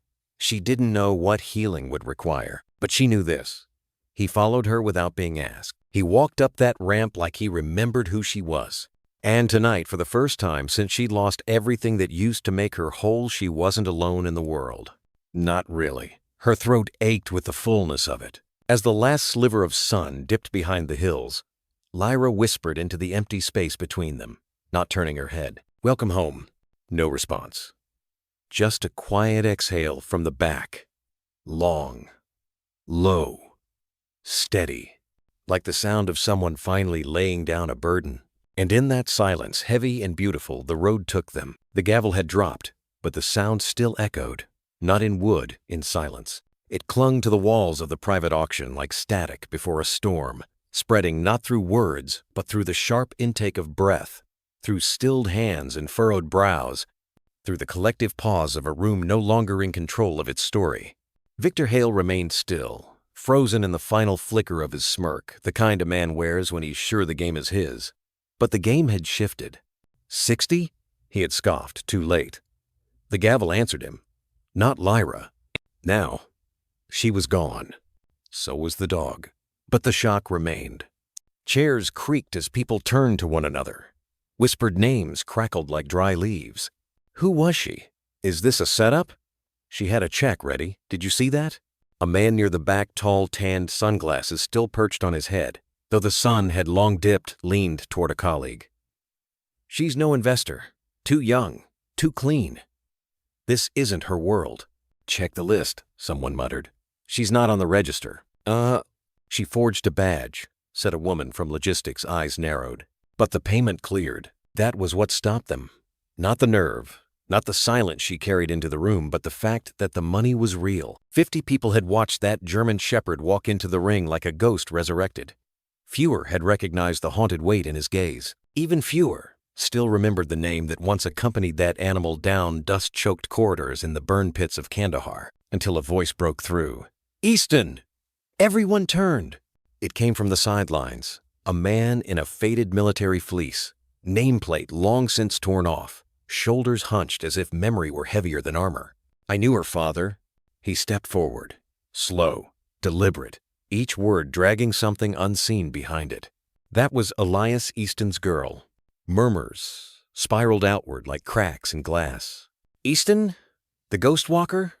No, hell no. That dog? Wait, that was Aegis? The air thinned. A silent recalibration of danger. People who minutes earlier had chuckled at the idea of a teenage girl outbidding Victor Hale now leaned back in their seats, rethinking everything. Aegis, the dog with 19 confirmed field recoveries. The one they said had eyes that remembered too much.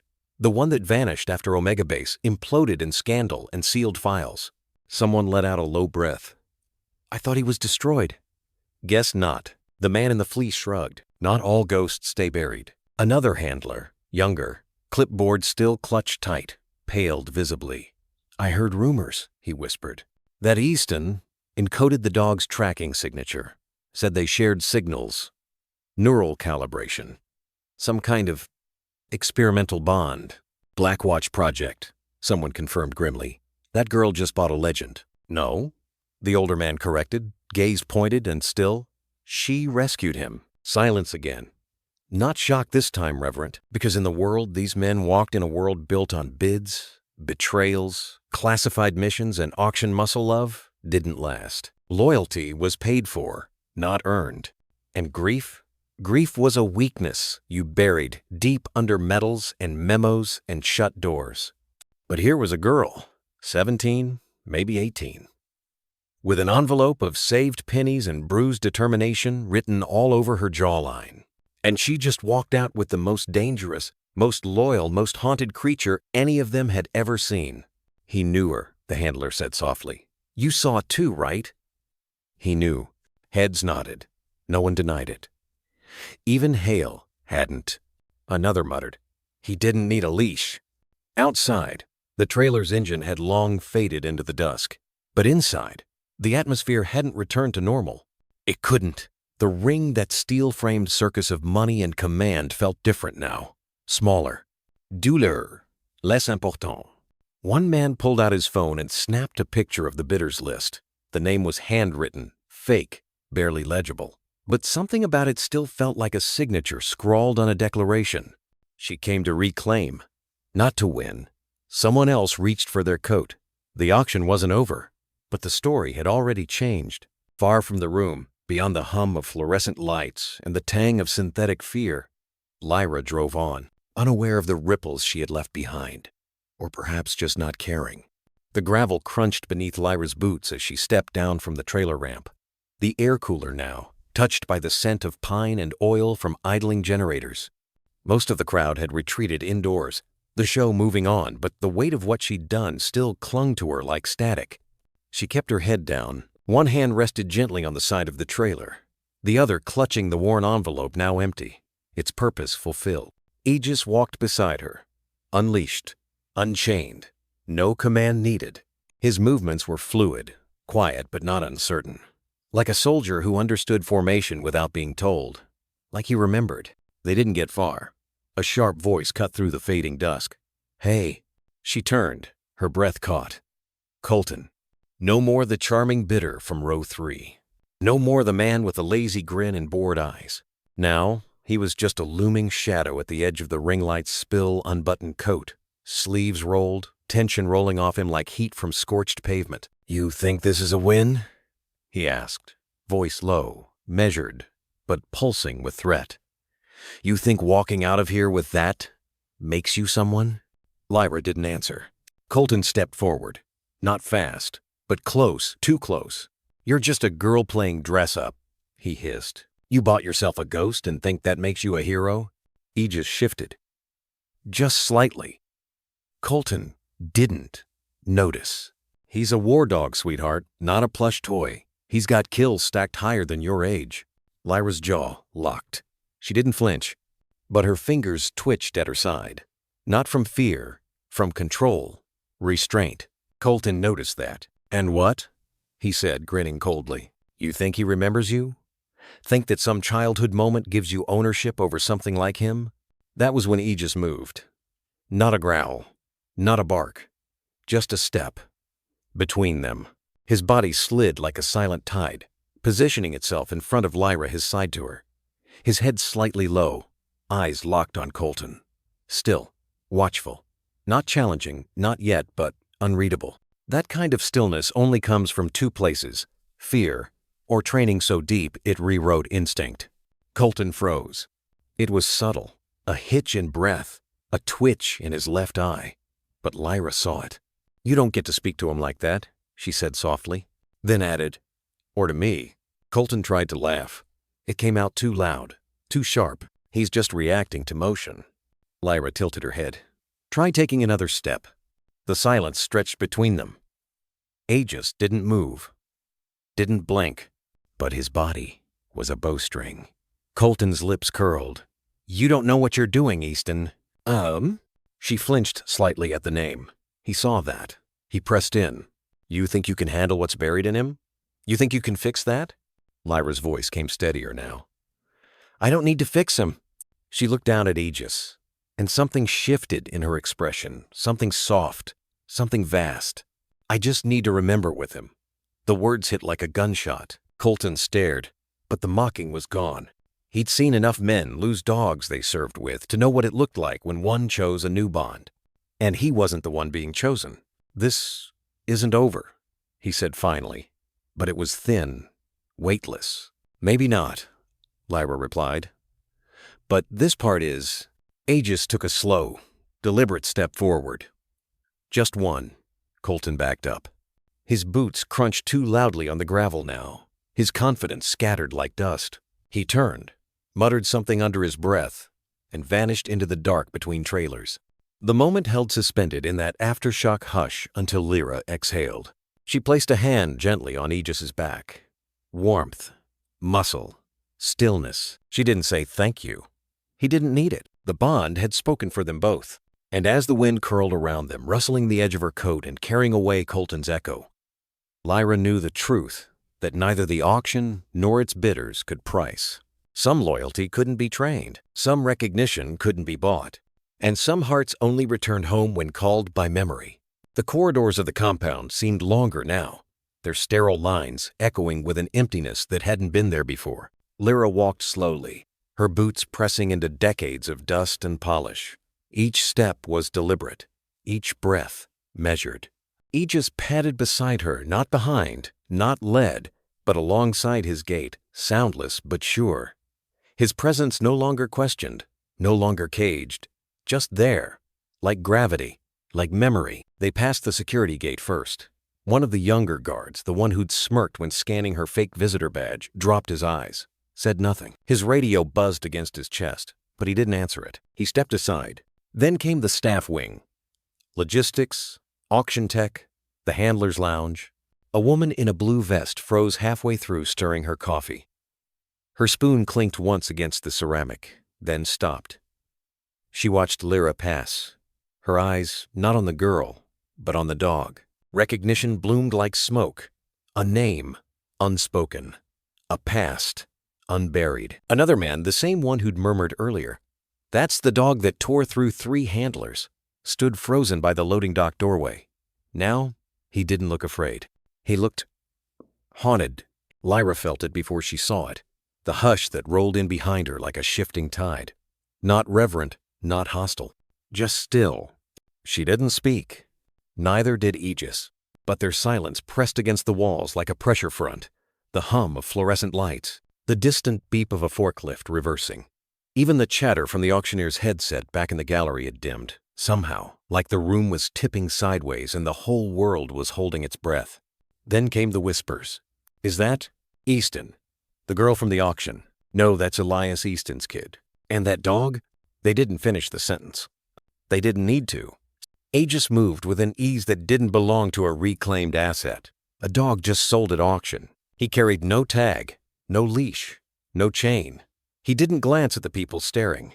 His eyes never left the hallway ahead, as if he knew this place too well to give it more than a passing nod. Lyra didn't shrink from the attention. Not anymore.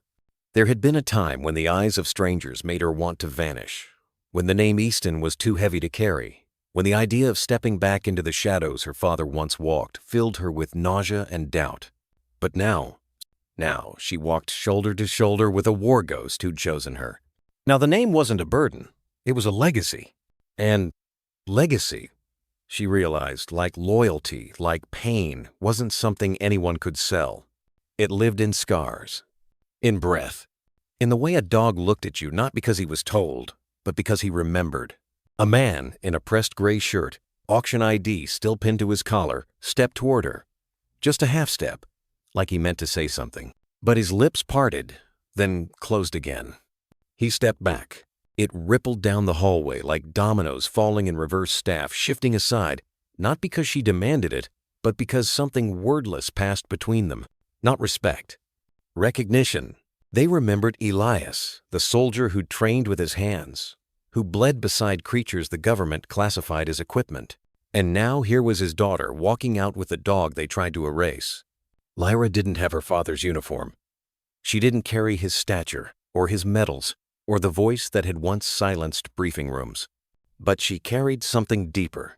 She carried the one thing that couldn't be taught, or bought, or transferred. Memory. And beside her, the embodiment of that memory, walked without fear. They reached the final set of double doors. The parking lot shimmered beyond the glass dusk, folding over the asphalt like a blanket. Before she pushed through, Lyra turned slightly. She looked at the hallway now, lined with still bodies and lowered eyes. I'm not him, she said, soft but steady. And Aegis isn't yours. Oppose it. Then she added, you never deserved either of them. The silence cracked. She pushed the door open. Outside, the trailer waited. So did the wind, and so did the weight she no longer feared carrying. As they crossed the threshold and stepped into the dying light, Aegis tilted his head slightly, as if listening for something long buried, a whistle that never came, a command that had been erased from code but not from memory. The world had tilted once the day Elias didn't come back. But now, with each step they took away from that place, something in it tilted back. The desert stretched in every direction, vast, indifferent, untamed. The trailer rattled gently behind Lyra's truck, its tires pressing into sun-bleached asphalt that hadn't seen fresh paint in years. The road wound like a faded memory, curling around dusty ridgelines and dry creek beds long forgotten by water. Mesquite trees leaned inward from the shoulders, their gnarled arms reaching into the path like old men remembering. She hadn't taken this route in years. Not since the funeral.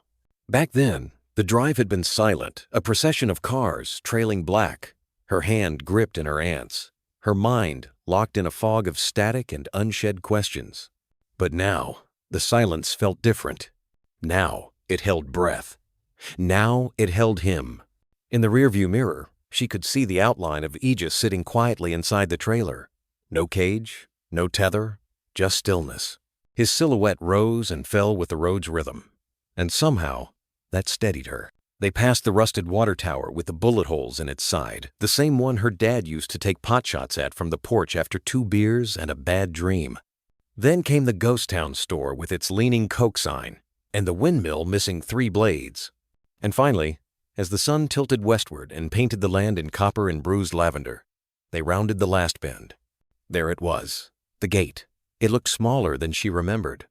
Not because it had shrunk, but because she had changed. 2 weather-worn wooden posts stood sentinel on either side of the drive, cracked from years of sun and wind. Between them stretched an old steel frame, its hinges rusted and stiff, but still upright, still waiting. Welded across the arch was a name curved and deliberate, Easton Ridge, and just below it, etched into the iron like someone had pressed their soul into metal, her father's initials. Not bold, not ornamental, just there, permanent. The truck slowed to a stop. She sat for a long moment, hands on the wheel, eyes burning, not crying, not yet, but close. Her breath caught somewhere between her ribs and her throat, like the air couldn't quite find its way out. This was home, or had been. This was where her father taught her to hold a rifle, to ride, to fall, and get back up again. This was the land where Aegis had trained, where the whistle still echoed between ridges, long after he stopped answering to it. A place where ghosts weren't something to fear, they were just family. She opened the door. The desert heat reached in instantly, but she didn't flinch. Gravel crunched beneath her boots as she stepped out, walking toward the gate like it might disappear if she blinked. The latch was old, rusted shut. She gripped it with both hands, but it wouldn't budge. Her breath hitched, not because of the rust, because of what it meant. She hadn't been here in so long. The gate didn't remember her. And maybe neither did the place. But then, behind her, a soft sound, nails on steel. She turned. Aegis stood at the edge of the trailer ramp, already out, already watching. He didn't move forward, just waited. His head tilted, amber eyes catching the last streaks of sunlight.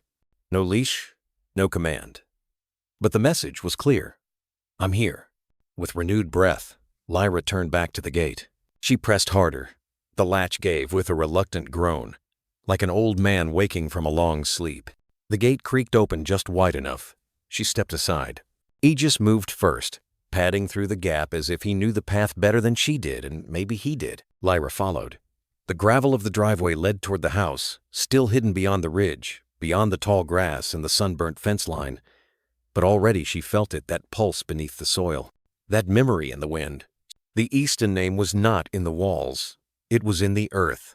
She closed the gate behind them with a quiet click, sealing the past and the present into the same breath. And for the first time in years, she didn't feel like she was trespassing. She felt like she had come home. The trailer door creaked open with a tired sigh. No command followed. No click of a leash. No tug on a collar. Just stillness. Then a single paw. Aegis stepped down with the quiet certainty of something ancient, not a beast freed from a cage, but a soldier returning to a battlefield that had long grown quiet. His claws scratched softly against the aluminum ramp, then fell silent as they touched the dirt. He paused at the base, sniffed the wind. The air here was different, less sterile. No antiseptic, no rubber gloves or cold tile, just dust, sagebrush, and the faint scent of sun-baked wood. And something else. Memory. Aegis lifted his head slightly. His nose twitched once. Twice. Then, without looking back, he walked. Lyra didn't follow, not yet. She stayed by the truck, watching, not wanting to disturb whatever it was that stirred in him. This wasn't about commands anymore. It never had been. He didn't need to be told where to go. He already knew. The yard stretched out before them like a photograph faded by time-brittle fencing, weeds pushing through gravel, and an old porch slouched forward like it had taken too many winters to the chest. Aegis moved slowly, not out of hesitation, but reverence. His body still bore the hard lines of training, the taut muscle, the alert gait, but his steps were softer now, touched with something quieter than discipline, something like grief. He made a slow circle around the yard, past the oak tree that had been planted the year Elias came home from his first deployment, past the barn whose roof had always leaked, the same barn where Lyra once hid from a storm, and he had found her by scent alone. Past the wooden training posts with faded numbers scorched into them. His head turned with each landmark, nostrils flaring gently. not searching, remembering. The past didn't live here as shadows, it lived in scent. And for dogs like Aegis, memory was in the molecules. Lyra's throat tightened. She stepped forward, but kept her distance. He hadn't so much as looked at her, not because he ignored her, but because right now he needed this. To walk this ground. To place his paws where once he ran full speed beside a man who could command a field with a single whistle. To feel what had changed and what hadn't. Aegis reached the porch. The boards groaned under his weight, not in protest, but like they knew it was him. He didn't hesitate, just lay down not at the top of the steps, but in the shadow beneath the railing. The exact spot he'd chosen as a pup during heat waves. The spot that caught the afternoon breeze just right. He didn't look to Lyra. He didn't need to. This was his way of saying, I remember. And I'm home. She stopped a few feet away, hands at her sides, chest rising and falling too fast. The lump in her throat felt like it might crack her open. He always sat there, she whispered. Dad, every night after training. Just him, and a beer, and you at his feet. Aegis didn't move, but his eyes closed. And that said more than words. Lyra walked to the porch edge and crouched slowly, careful not to intrude. The silence was heavy, but gentle, like a lullaby. Only the two of them could hear. Up close, she could see the gray threading through Aegis's muzzle now, the faint tremble in his flanks from fatigue, the scars that no one had cleaned properly. But still, he lay like a sentinel, calm and rooted. She sat down beside him, back against the railing, knees drawn close. I used to think, she said softly, that when he died, something in you died too. Aegis's ear twitched, but he didn't open his eyes. Maybe it did, she murmured. Maybe it did for me too. She looked out toward the yard, where wind played with the tips of tall grass. Everything shimmered slightly, the way heat makes ghosts on the road. I hated this place for a while, she admitted, because it didn't keep him safe, because it just stood there, like it didn't care. She let the words sit. The kind that don't need an answer. The kind that bleed less when spoken aloud. Then, slowly, tentatively, she reached out her hand, fingers brushing the top of his head, the space between his ears. He didn't flinch, didn't pull away, just leaned barely, but enough into her palm. The gesture was small, but to her, it felt like a cathedral. I'm sorry I left you, she whispered. I thought I was too young. I thought someone else would do right by you. Her voice broke, but they didn't, and I know that now. Aegis lifted his head at last, turned it slightly toward her. Not a full look, just enough that one amber eye caught hers. It was more than acknowledgement. It was forgiveness. No bark, no whine, just being seen and letting her see. She blinked hard, then laughed quiet, shaky. You always were the better soul, she said. Dad used to say that. A breeze moved through the porch, lifting the edge of an old tarp and sending it flapping once, like a lazy flag.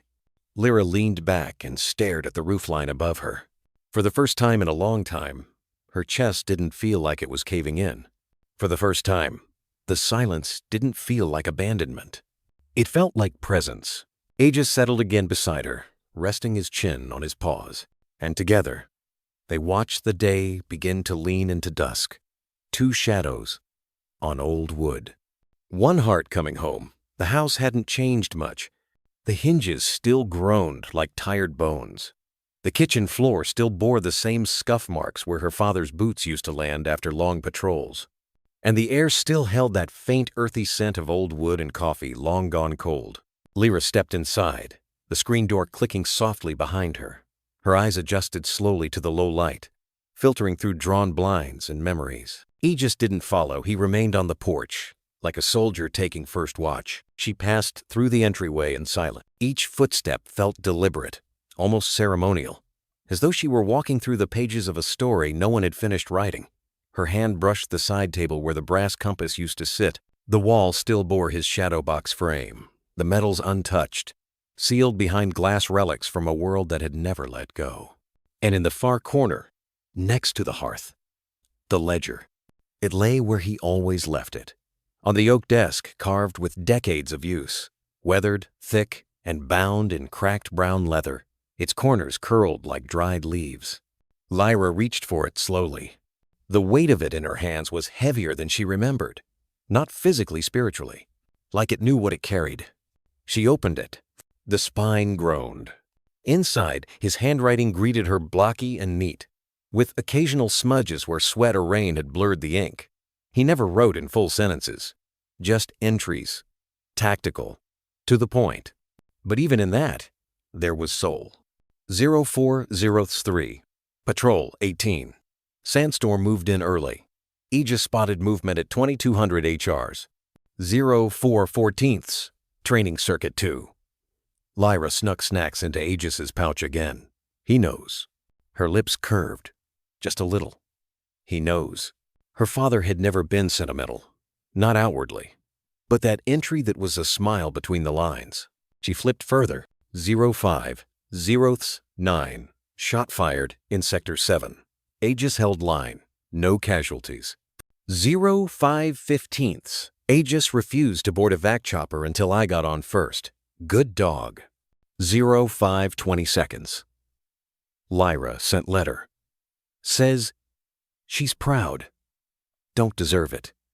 But it helps. She stopped breathing for a moment, ran her fingers gently over the words. They felt sacred. So much of her had built walls around who he was, the soldier, the quiet man, the one who vanished behind eyes too tired for softness. But here, in these spare notations, she found the man who remembered snack pouches, who noticed pride, who felt unworthy, even when he was everything to her. Aegis gave a soft huff from the porch. Lyra looked up but didn't turn. She just spoke. He kept you close, even in writing. She turned another page. The entries grew more scattered.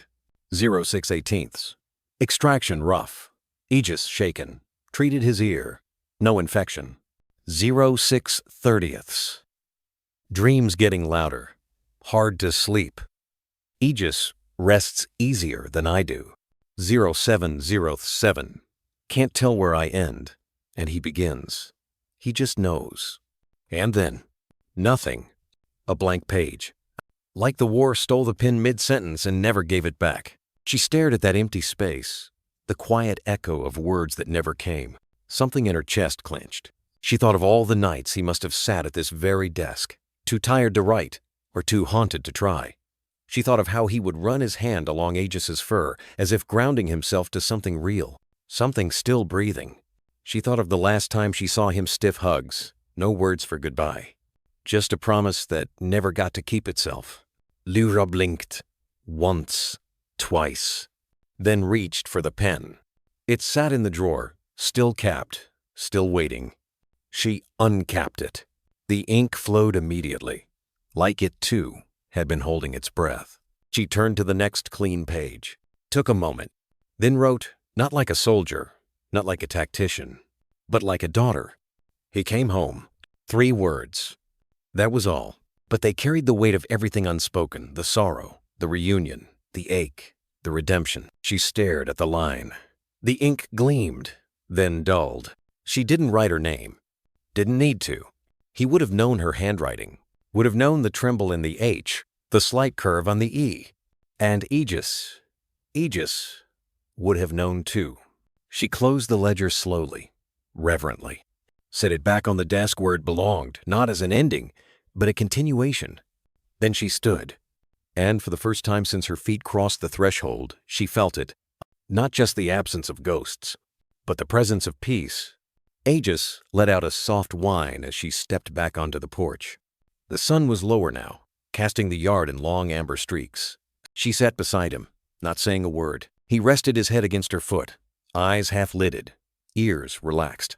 And in the quiet hum of approaching dusk, Lyra whispered, I told him, you know. Aegis didn't move, just stayed there, guarding her the way he once guarded Elias. But this time, not as a soldier, this time as family. The silence didn't last long. By the 3rd morning after the auction, the gravel outside Easton Ridge crunched beneath unfamiliar tires. Lyra heard them before she saw them, voices too polished, shoes too clean, laughter too loud for a place that had learned to keep its grief quiet.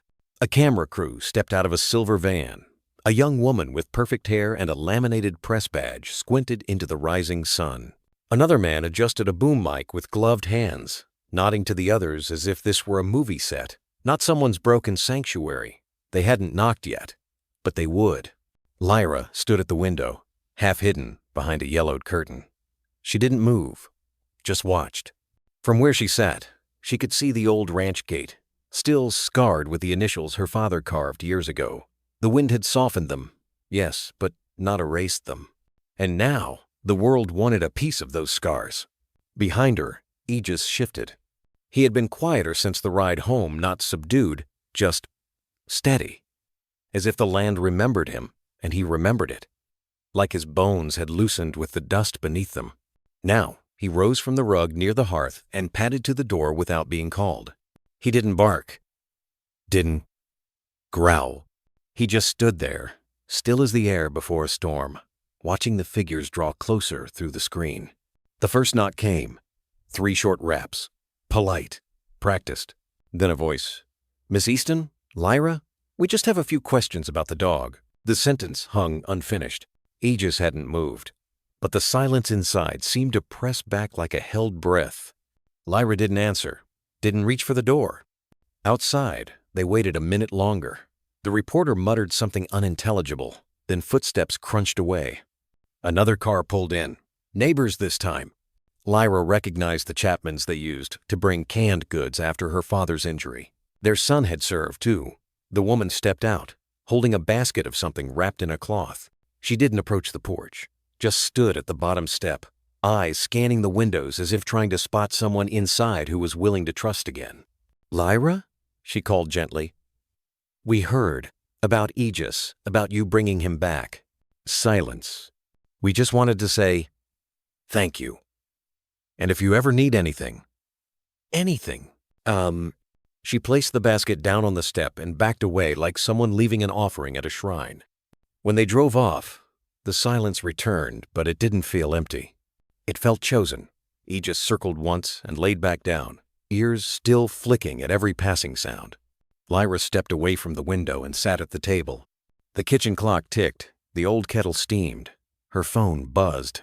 Again. And again. She didn't answer. It had started the night after the auction. A single photo had surfaced someone from the crowd. Camera half lowered, had caught the moment Aegis brushed her knee. The lighting was poor, the resolution grainy, but the emotion in it was undeniable. The caption had read, "Avad dog finds home." Again.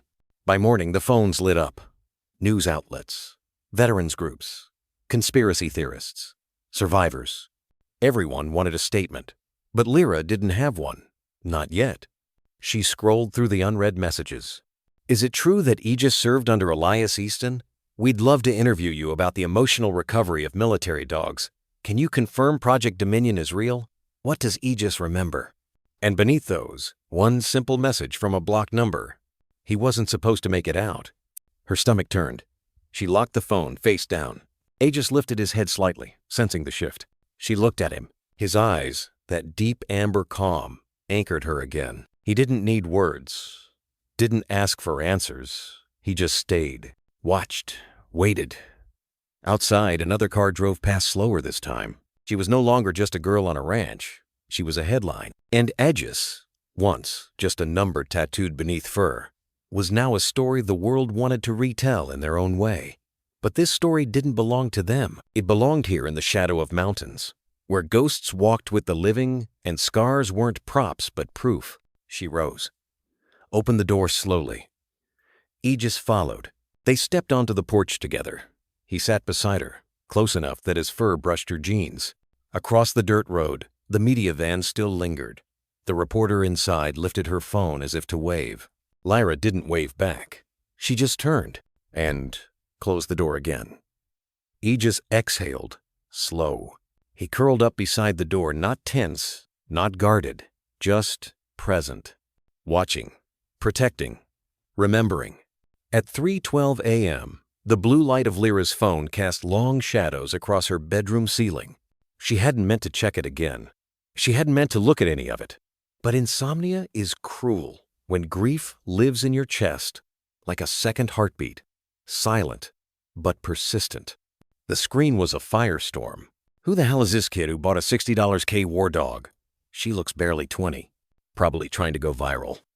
Bet the dog doesn't even remember combat. It's all staged. This is what privilege looks like.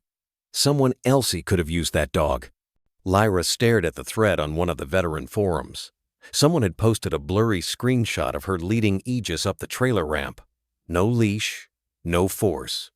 A moment that had felt sacred, now pulled apart by strangers who hadn't heard the silence in Aegis's breath, who hadn't seen the tremble in her hands when she'd opened that gate. She hovered over the reply button, paused. Then, without typing a word, she pressed delete. Another thread. Wasn't Elias Easton her dad? Dominion handler? He went dark after that op in '09. Some say he never left the ridge. The dog is probably chipped. They'll come for it. She read that one twice, and then again. Her throat tightened. She turned the screen off. The silence in the room was heavy but not empty.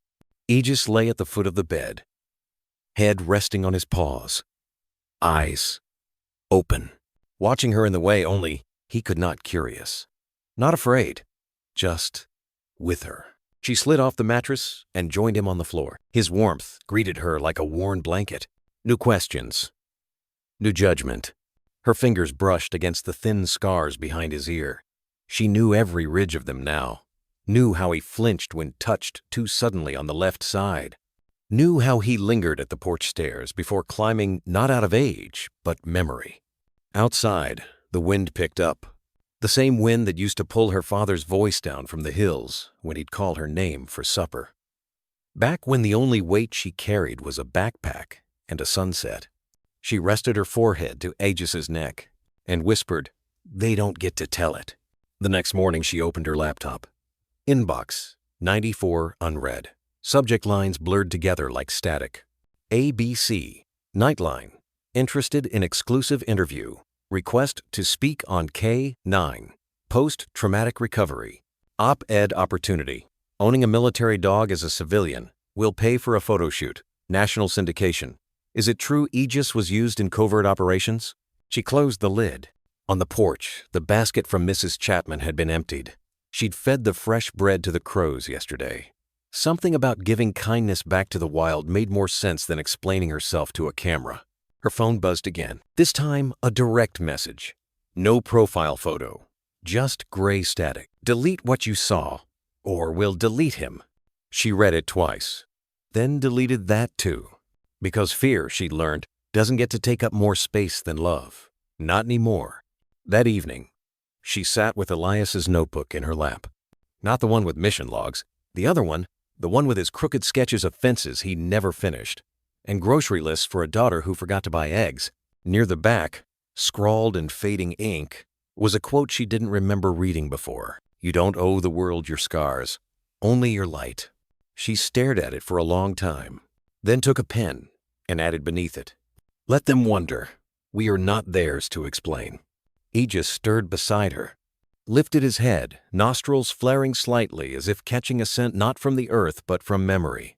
Lyra ran a hand down his spine. "You okay?" she whispered. He didn't respond, just rested his chin against her knee. Outside, the sun was burning low again. Tomorrow, they'd plant tomatoes, clean the broken fence, maybe even fix the old saddle rack. None of it would make the world stop asking. But she didn't need to answer, because not every story was meant for headlines. Some stories lived in porch shadows, in the rhythm of paws returning home, in the way a war dog silent, wounded, unbending, chose a girl not because of legacy, but because of truth. And maybe that truth wasn't dramatic enough for a lead segment. Maybe it didn't trend, but it healed something. And that, for now, was enough. The cottonwood sighed. It was the kind of sound that didn't ask to be noticed, like breath through a cracked window, or the creak of floorboards when no one's walking. It rose and fell with the wind that wandered in from the mesa, brushing dust across the porch and carrying the night's chill down into the marrow of the earth. Lyra sat cross-legged on the bare patch of ground beneath the old tree line, knees tucked into her sweatshirt, the hem frayed from too many anxious thumbs. Aegis lay beside her, not at her feet, not guarding, just there. the way stars are threesolent, patient, beyond explanation. The moon hung low, smeared faintly by a passing cloud. Shadows stretched longer than the house, pooling around the tree trunks like memories that wouldn't quite leave. Above them, the cottonwood leaves trembled, the silvery backs catching fragments of moonlight like signals passed between old ghosts. Lyra breathed in deep. The night air here always smelled of juniper and old fence post things meant to stay, even after the people who built them were gone. She rubbed her palms together slowly, as if trying to wake the blood in her fingers. Then she began to hum. Soft, almost unsure. It wasn't a melody most people would recognize. It never had words, never needed them, just four notes, rising and falling like waves in a forgotten pond. Her father used to whistle it when he came in from the fields, sometimes while patching the old water line near the barn, other times sitting on this very stretch of dirt, rubbing his temples after a long call with someone back east. He never said who.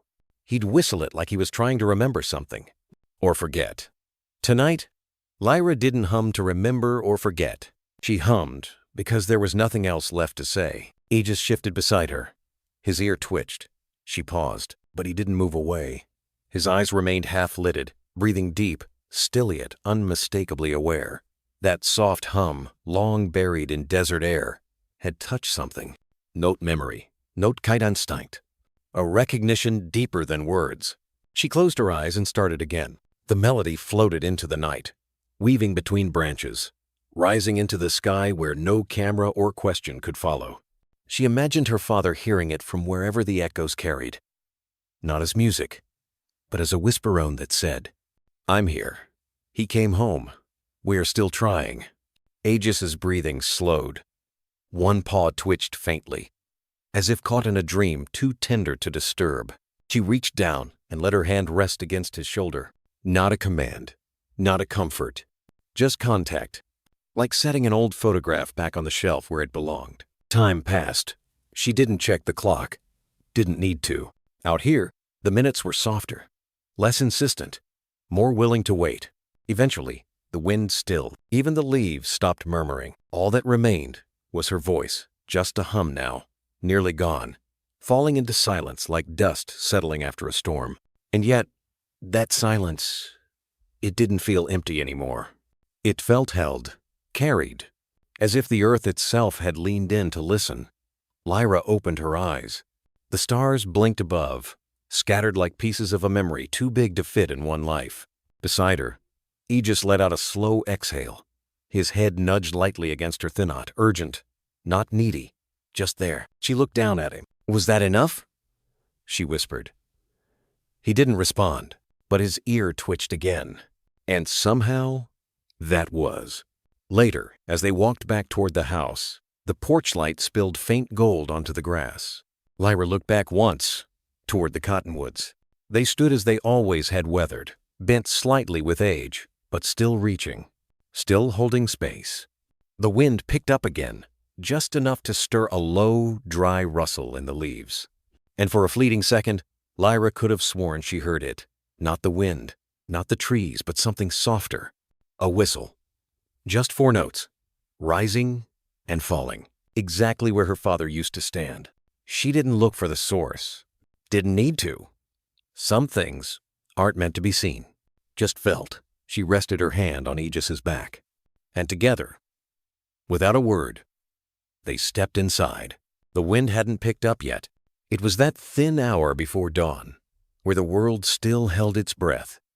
The desert slept beneath a film of indigo light, stars not yet chased away by morning. Aegis stirred. He didn't bark, didn't whine, just stood silent and slow, limbs unfolding from sleep like a soldier remembering drill. Lyra blinked awake from the old couch inside, half wrapped in a wool blanket that still smelled faintly of her father. She sat up just in time to see the screen door nudge open with a whisper, and Aegis push through into the dark. She didn't call after him, didn't leash him. Instead, she slipped on her boots barefoot, shoved her arms into a coat 2 sizes too big, and followed. The sky held the color of bruised paper gray folding into lavender. Everything was quiet, except the crunch of frost-dusted dirt beneath Aegis's padded steps. He moved with purpose, Note frantic. Note aimless. It was something in between, like he wasn't just walking, but listening with his bones. Muscle memory, maybe. Something deeper than orders. Something older than fear. He started at the southern fence. The posts still leaned slightly from the last storm 2 winters ago. Elias never got around to replacing them. He always said, "That fence don't stop coyotes. It just lets them know someone's watching." Aegis paused there, ears tilted slightly. He sniffed the air, then circled the post once, just once, and moved on. Lyra watched from 10 yards back, close enough to see, far enough not to interfere. This wasn't her walk. It was his. The next gate was rusted. The latch still worked if you jiggled it twice and lifted at the hinge. Elias had a way of fixing things just enough to keep them alive. Never perfect, but never broken long. Aegis stood in front of that gate for longer. His tail didn't wag, but his breathing deepened. His shoulders lowered, as if something in that meddlesome smell, some memory spoke to him. Lyra wrapped her arms around her chest, not from cold, but reverence. He wasn't just patrolling. He was remembering, one gate at a time. The sky began to blush. A soft pink stretched along the horizon, catching the tops of the cottonwoods and turning them gold. Aegis reached the old watering trough by the north fence. It had been dry for years, overtaken by weeds, forgotten. But he stopped there too, and sat. Lyra felt the air shift. This was the place. The one Elias always returned to at the end of his rounds. Sometimes just to lean against the fence and watch the sun come up. Sometimes to whistle that same quiet tune Lyra now carried in her throat like a second heartbeat. Aegis stared east, waiting. She moved closer now, steps soft. He didn't look at her, but she didn't need him to. They both stood there, dog and girl. Ghost and sunrise as the light spilled over the ridges and broke into the valley like a whispered promise. After a while, Aegis rose again. He walked the final stretch. Not slower, but steadier like he remembered the rhythm now. Each step landed where it always had. Each pause at each post was exact. He knew this ground. Not by scent, but by soul. When he finished the full circuit, he didn't look back at her. He simply made his way up the steps to the porch, circled once beneath the window, and lay down in the shade just as he'd done the day they came home, as if no time had passed, as if nothing had ever changed. Lyra sank onto the top step, knees pulled to her chest. Her throat ached with the kind of stillness that doesn't break easy. Not from grief, but from awe. She looked at Aegis, chest rising and falling slow. Eyes half closed, ears still alert. He hadn't needed a command, hadn't needed coaxing. All he'd needed was space and time, and the ghosts only he could trace. Her hand found the porch rail, fingers curling around the grooves her father had carved there when she was little. He used to tally rainfall with a pocket knife. Most of the lines had faded, but not all. She traced one with her thumb. "He remembers," she whispered. The cottonwoods creaked faintly in reply. Aegis opened one eye, and though he didn't move, something in the silence between them shifted. She wasn't just following anymore. She was part of it now, part of the circuit, part of the remembering. The morning had worn on, sunlight warming the valley in waves soft and golden, like memory wrapped in cotton. Lyra sat on the porch step long after Aegis had risen again. He didn't bark, didn't nudge her. He simply walked, nose low, tail still. Something had stirred in him after the patrol, something deeper than duty. She followed. No leash, no words, just trust. They crossed the front yard, past the rusted hitching post and the old tire swing that hadn't held a child since her knees were small enough to fold inside it. The weeds whispered against her jeans. A grasshopper sprang out of the brittle dirt and vanished again. Aegis led the way without hesitation, down the sloped path behind the barn, past the sagging fence posts, toward what used to be the training field. Time hadn't been kind to this patch of land. The agility course her father once built from scrap metal and stubbornness was mostly gone posts, half-rotted, tunnels collapsed. The jump bars had long since been repurposed or eaten by rust. But the space still held a kind of presence. A clearing in the wild. A place where repetition once became ritual. Where barks and laughter and stern commands once carved meaning into dirt. Aegis stopped near the far edge and lowered his head, not to sniff, to dig. Lyra stood still as his front paws began their work measured, steady. No frenzy in the movement. This wasn't random. He knew. Dust lifted in little clouds. Pebbles scattered every now and then. He paused, nose close to the ground, as if listening for something just beneath the surface. Then, dug again. She didn't speak, didn't move closer. This felt sacred. And then his paw struck something soft. Not earth, not root, cloth. He stepped back, looked at her once, then sat. Lyra approached slowly, knelt beside the disturbed soil, hands brushing aside loose dirt. Her fingers met worn rope frayed at the ends, once red but now dulled to the color of clay. She pulled gently. A tug toy, half buried, weathered but intact, and stitched into the canvas grip, still faint but unmistakable. E.W., her father's initials. She didn't speak, didn't cry, didn't even blink. She just stared at it in her hands, thumb tracing the stitching. Then the worn teeth marked some small, from puppies, some deep and strong. Maybe Aegis's, maybe another partner before him. Maybe even from her father's hand, testing the grip. The silence around them thickened.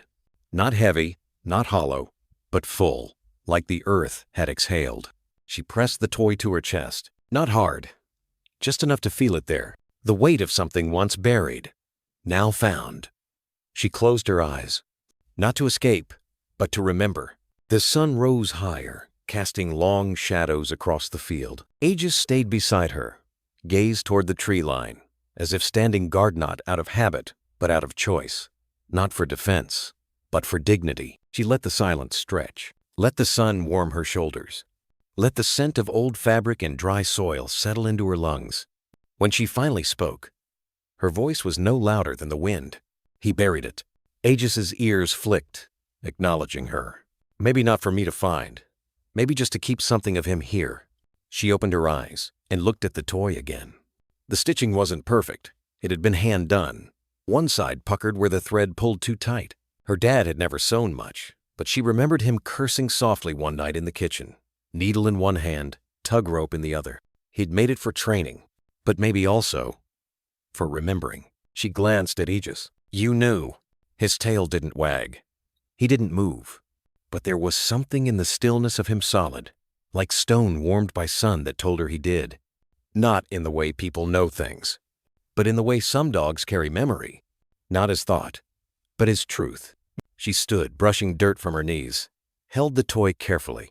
Didn't try to clean it, didn't tuck it away, just carried it.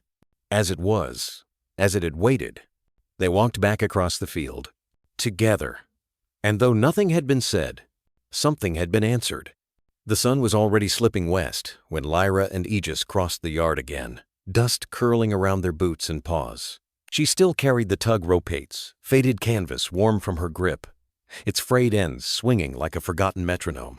Every few steps, she felt the stitched initials brush her ribs, a small thump that kept time with her heart. They stopped in the open space between barn and house once, a training ring beaten smooth by years of drills. Now, scrub grass pushed through the packed earth, stubborn and green. Lyra let the rope fall at her feet. She exhaled. Let's see what you remember, she murmured, mostly to herself. Aegis stood a few yards away, head tilted, ears pricked. The breeze tugged gently at the longer fur around his neck. Sunlight caught in the silver of his muzzle. He looked calm, almost content yet.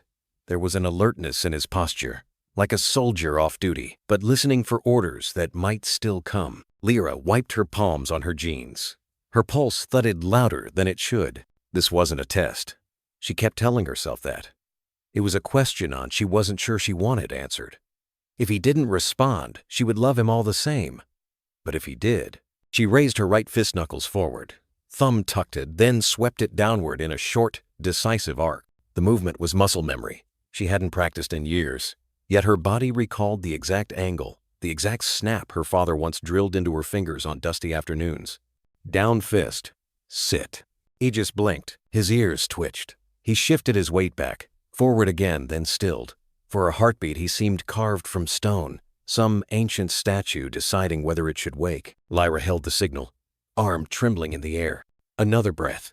Then Aegis's hindquarters lowered, softly, deliberately, until he sat on the sun-baked dirt.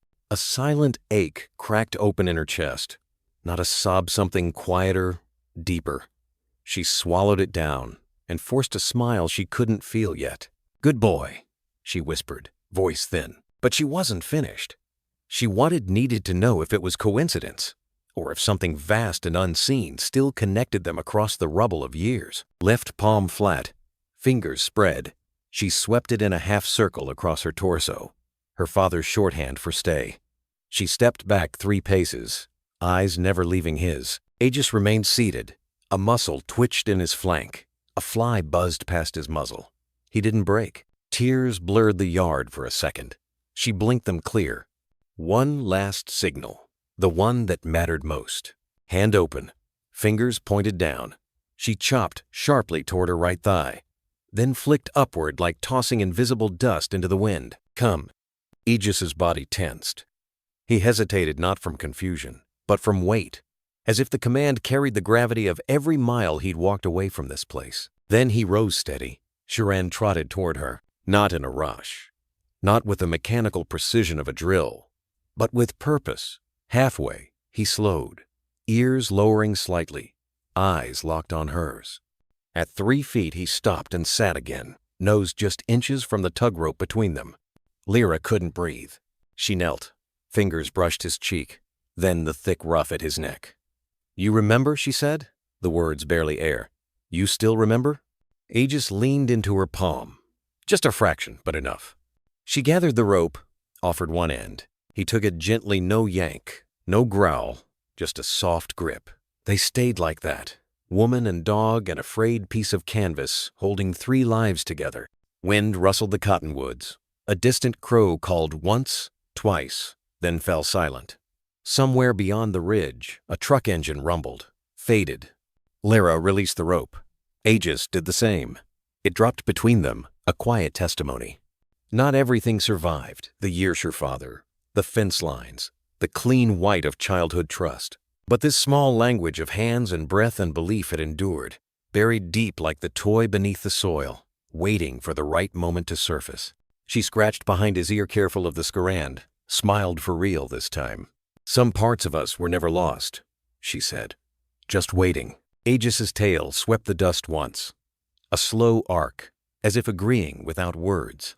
As twilight crept across the yard, painting the house in amber, Lyra stood. She left the rope where it lay. Tomorrow they would train again, or maybe they wouldn't. Maybe they would simply walk the fences at dawn and let muscle memory chart the path forward. For now, she turned toward the porch. "Come on, partner," she called softly. Aegis fell in beside her, not behind, not ahead, just there. And together they walked back, shadows stretching long behind them, the dirt still warm, the air filled with the quiet truth that some bonds don't break. They bend until the world is ready to hold them again. Dawn unzipped the sky over Easton Ridge in slow stripes, first bruised pink, then brass-bright gold. The desert air smelled of sage and cold iron. Stars were still draining from the firmament when Lyra Whitaker laced last year's work boots. No phone, no earbuds. Only the hush her father used to call the ranch breathing. Aegis waited at the porch step, expression unreadable, tail tip ticking once. Ready. 6 winters back, Elias Whitaker had chalked a boundary at the grain shed door. Even now, his war-scarred shepherd honored it, hovering on the threshold while Lyra scooped sweet mix oats into 2 dented pails. Grain rang like coins in a tin cup. "Old rules," she murmured. "Guess we keep them." They crossed the paddock, fence shadows striping the hard earth. Goats scuttled like fuzzy escape artists, while a yearling steer bawled, pushing too close to Lyra's elbow. Aegis issued one low reminder growl. The heifer backed off. Fence repair came next. Winter winds had cracked a cedar post. Lyra hefted a new timber, staggered on loose shale, and steadied herself on Aegis's braced flank. At the break, she tamped earth, threaded rusty wire, drove 6 hammer blows that rang canyon-wide. Between strikes, only Aegis's breathing filled the silence calm, cadenced, a quiet metronome. At the windmill trough, she pumped clear water until algae spun free. Aegis took exactly 3 laps, stepped back, and resumed sentinel posture while Lyra retied the line. By mid-morning, the ranch blazed white. tools rehung, shed latched. Lyra poured kibble and broth into the shepherd's bowl. He waited for her nod before eating discipline etched in bone. Coffee percolated on the gas range. She leaned against the counter, watching light claim the yard. Upright fence, fed stock, windmill blades turning patient arcs. Aegis settled at her feet. For the first time in years, the chores felt less like warding off ghosts, more like proof the world still worked if you met it halfway. "Same time tomorrow, partner," she said. His tail thumped once light as sunrise, steady as trust. Evening melted blue into violet, violet into ember. Lyra sat on the porch steps, half-forgotten mug beside her. The board still radiated the day's heat. Aegis patted out, sampled creosotation-tinted air, then folded beside her, head settling on her thigh with calibrated weight enough to anchor, not to trap. She stroked the scarred ridge above his eye. Wind rattled a lucky horseshoe. Cottonwoods murmured like surf. A distant coyote yipped in another county of night. Layers of quiet settled. Footsteps long gone. Her father's whistle. Orders whispered in the language of hands and breath. Lyra hummed 4 familiar notes. Aegis's tail tapped in soft percussion. "You remember?" she whispered. First stars pricked velvet. Elias had called that brightest one the dog star, your guardian in the sky. She wondered if he'd traced it on his last night overseas. Aegis's breathing synced with hers. For once, she wasn't orbiting loneliness. She was accompanied, matched in silence by a creature who had walked longer, hurt deeper, and still chose presence. When an owl called, Aegis's ears tracked, then relaxed. She smiled. Stay. The command carried decades. Training afield dust, a daughter's plea, a soldier's trust. Moonrise silvered hay bales. The wind cooled, and the porch timbers creaked as if exhaling. Tomorrow meant more fences, more paperwork about a transfer no one would believe. But tonight there was only this map written on 2 steady heartbeats. She rested against the post and whispered, "Thank you." Aegis's tail swept once quiet as starlight on wood. Late light set every blade of grass ablaze. From a distance, Easton Ridge looked painted, windmill etched in copper sky, fences glowing like fresh cedar. Lyra and Aegis silhouetted at the crest sun at eye level, shoulders relaxed, his flank brushing her leg each time he inhaled. Headlines had tried to invade the morning. By afternoon they'd burned off like ground fog. No flash bulbs, no reporters' vans, only cicadas, tuning dusk, and cottonwoods, trading hush. The valley exhaled warmth stored in sunny cracked soil and hay. Lyra breathed it in juniper, horse musk, faint gasoline from the generator and felt the ache in her chest settle into something bearable. The day's work had sanded its edges smooth. Aegis leaned, and she answered by resting a hand along his rib cage, feeling the slow piston of lungs forged in service, tempered in survival. Together they watched the sun kiss the ridge and slide away, leaving afterglow. Night would come with its own chores lock barn doors, check gates, but for a handful of heartbeats the world held steady, balanced on silence and lady summer colors. Lyra tipped her chin toward the horizon. "Looks like tomorrow's ours, too." Aegis didn't bark. He didn't need to. He stood steady, gaze fixed where gold met shadow sentinel of a valley, a girl, and the deliberate way life moves forward when 2 survivors share its weight. The sun slipped. Crickets started their night shift. Lyra turned toward the house, shoulders loose, dog at her flank. And Easton Ridge fence mended, chores honest, ghosts gentle breathed. Aegis shifted, nose angling toward the breeze. Light caught the gray along his muzzle, turning scarred fur into soft ribbon bronze. He stood not ahead, not behind, but exactly where he chose. At her side, weight matched to hers, gaze fixed on the vanishing sun as though monitoring a perimeter only he could see. Lyra reached down, no command, no ceremony, just fingertips brushing the warm plane of his skull. He leaned in. The gesture was slight, but certain, like 2 puzzle pieces clicking home. The wind lifted her hair across her cheek, and for a moment she closed her eyes, feeling strands flutter against lips curved in unexpected peace. Home, she thought, isn't walls or coordinates. It's the life that keeps choosing you. When she opened her eyes again, the sky had shifted orange bleeding into rose, then violet at the highest arc. The hills glowed as if lit from inside. a backlit stage set for endings and beginnings alike. In that radiant hush, she saw echoes. A younger self chasing fireflies across this very slope, her father's tall frame silhouetted against the dusk, whistle cutting through cricket song. Aegis's lean pup form vaulting low rails, each landing a promise of things unbroken. Grief curled in her chest, but it wasn't sharp. More like a river stone-smoothed by passing seasons, cool but solid in the palm. She let it sit there, a weight she no longer wished to drop. Beside her, Aegis's ears flicked back, then forward again. He huffed a quiet, contented sound and lowered his haunches to the grass. Lyra followed, folding down until they sat shoulder to shoulder on the gentle slope. Warm earth pressed through denim, the fading sunlight warmed her cheeks. She drew her knees up, wrapped arms loosely around them, and rested her head against Aegis's.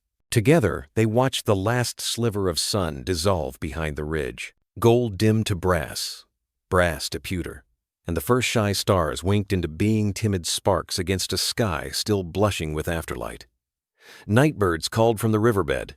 Somewhere far off, a lone coyote issued a tentative yip, quickly swallowed by distance. Lyra breathed out. "So this is it," she whispered, though no one had asked a question. "No more auctions. No more cages. Just here, M." Aegis didn't answer, not in words, but his body eased a fraction closer. Solid reassurance rendered in muscle and heartbeat. His tail swept the grass once, then stillness again. From the porch, the warm glow of a single lamp spilled amber rectangles across wood planks. It waited an unwritten page, an unspoken welcome. But there was no hurry. Not tonight. Lyra closed her eyes once more, listening. Wind brushing fence wire with faint metallic twang. Cattle shuffling in dry straw, her own pulse sinking with the steady thunder in Aegis's chest. She let the sounds stitch her to the moment, each thread a vow that whatever tomorrow demanded repairs, paperwork, curious neighbors, resurfacing ghosts, they would meet it together. Because some bonds outlast war, headlines, time. Some bonds remap the meaning of home. She opened her eyes as the horizon finished dimming to indigo. Overhead, the dog star emerged bright, unwavering, exactly where her father once pointed. She raised a hand, traced its lonely brilliance with a fingertip. "I see it," she told the night, told the memory of a man who never really left, told the dog resting faithfully against her side. "I'm here." The star did not flicker. It burned, steady, silent ascent. Lyra rose, brushing grass from her jeans. "Come on, partner. Let's head in. M." Aegis stood, stretching front legs long, then fell into step as she turned toward the porch light. They walked, without leash, without hurry, their shadows joining and lengthening until they disappeared into warm lamplight. Behind them, the ranch held its golden afterglow a moment longer, like a lantern cupped in the valley's hands. Then twilight carried it forward into night quiet, sure, and utterly theirs. When we open our hearts to an animal, we're really opening a door to a quieter, kinder language, one built on trust, shared breath, and the steady thump of a tail on the porch. German shepherds remind us of that every day. Fierce when they must be, but unfailingly loyal to the people they claim as family. Stories like Lyra and Aegis show how love can survive distance, war, even silence, because the bond between a person and a dog is written deeper than words. If you'd ever like gentle ideas for deepening that bond with your own companion, I found the essays in the Living with Your Dog section on the American Kennel Club site comforting and practical, no pressure. Just thoughtful guidance you can read with a mug of coffee when the house is still. Give your dog an extra ear rub tonight. Feel that warm weight lean into your palm, and remember, we're never truly alone when a good dog is willing to stay beside us.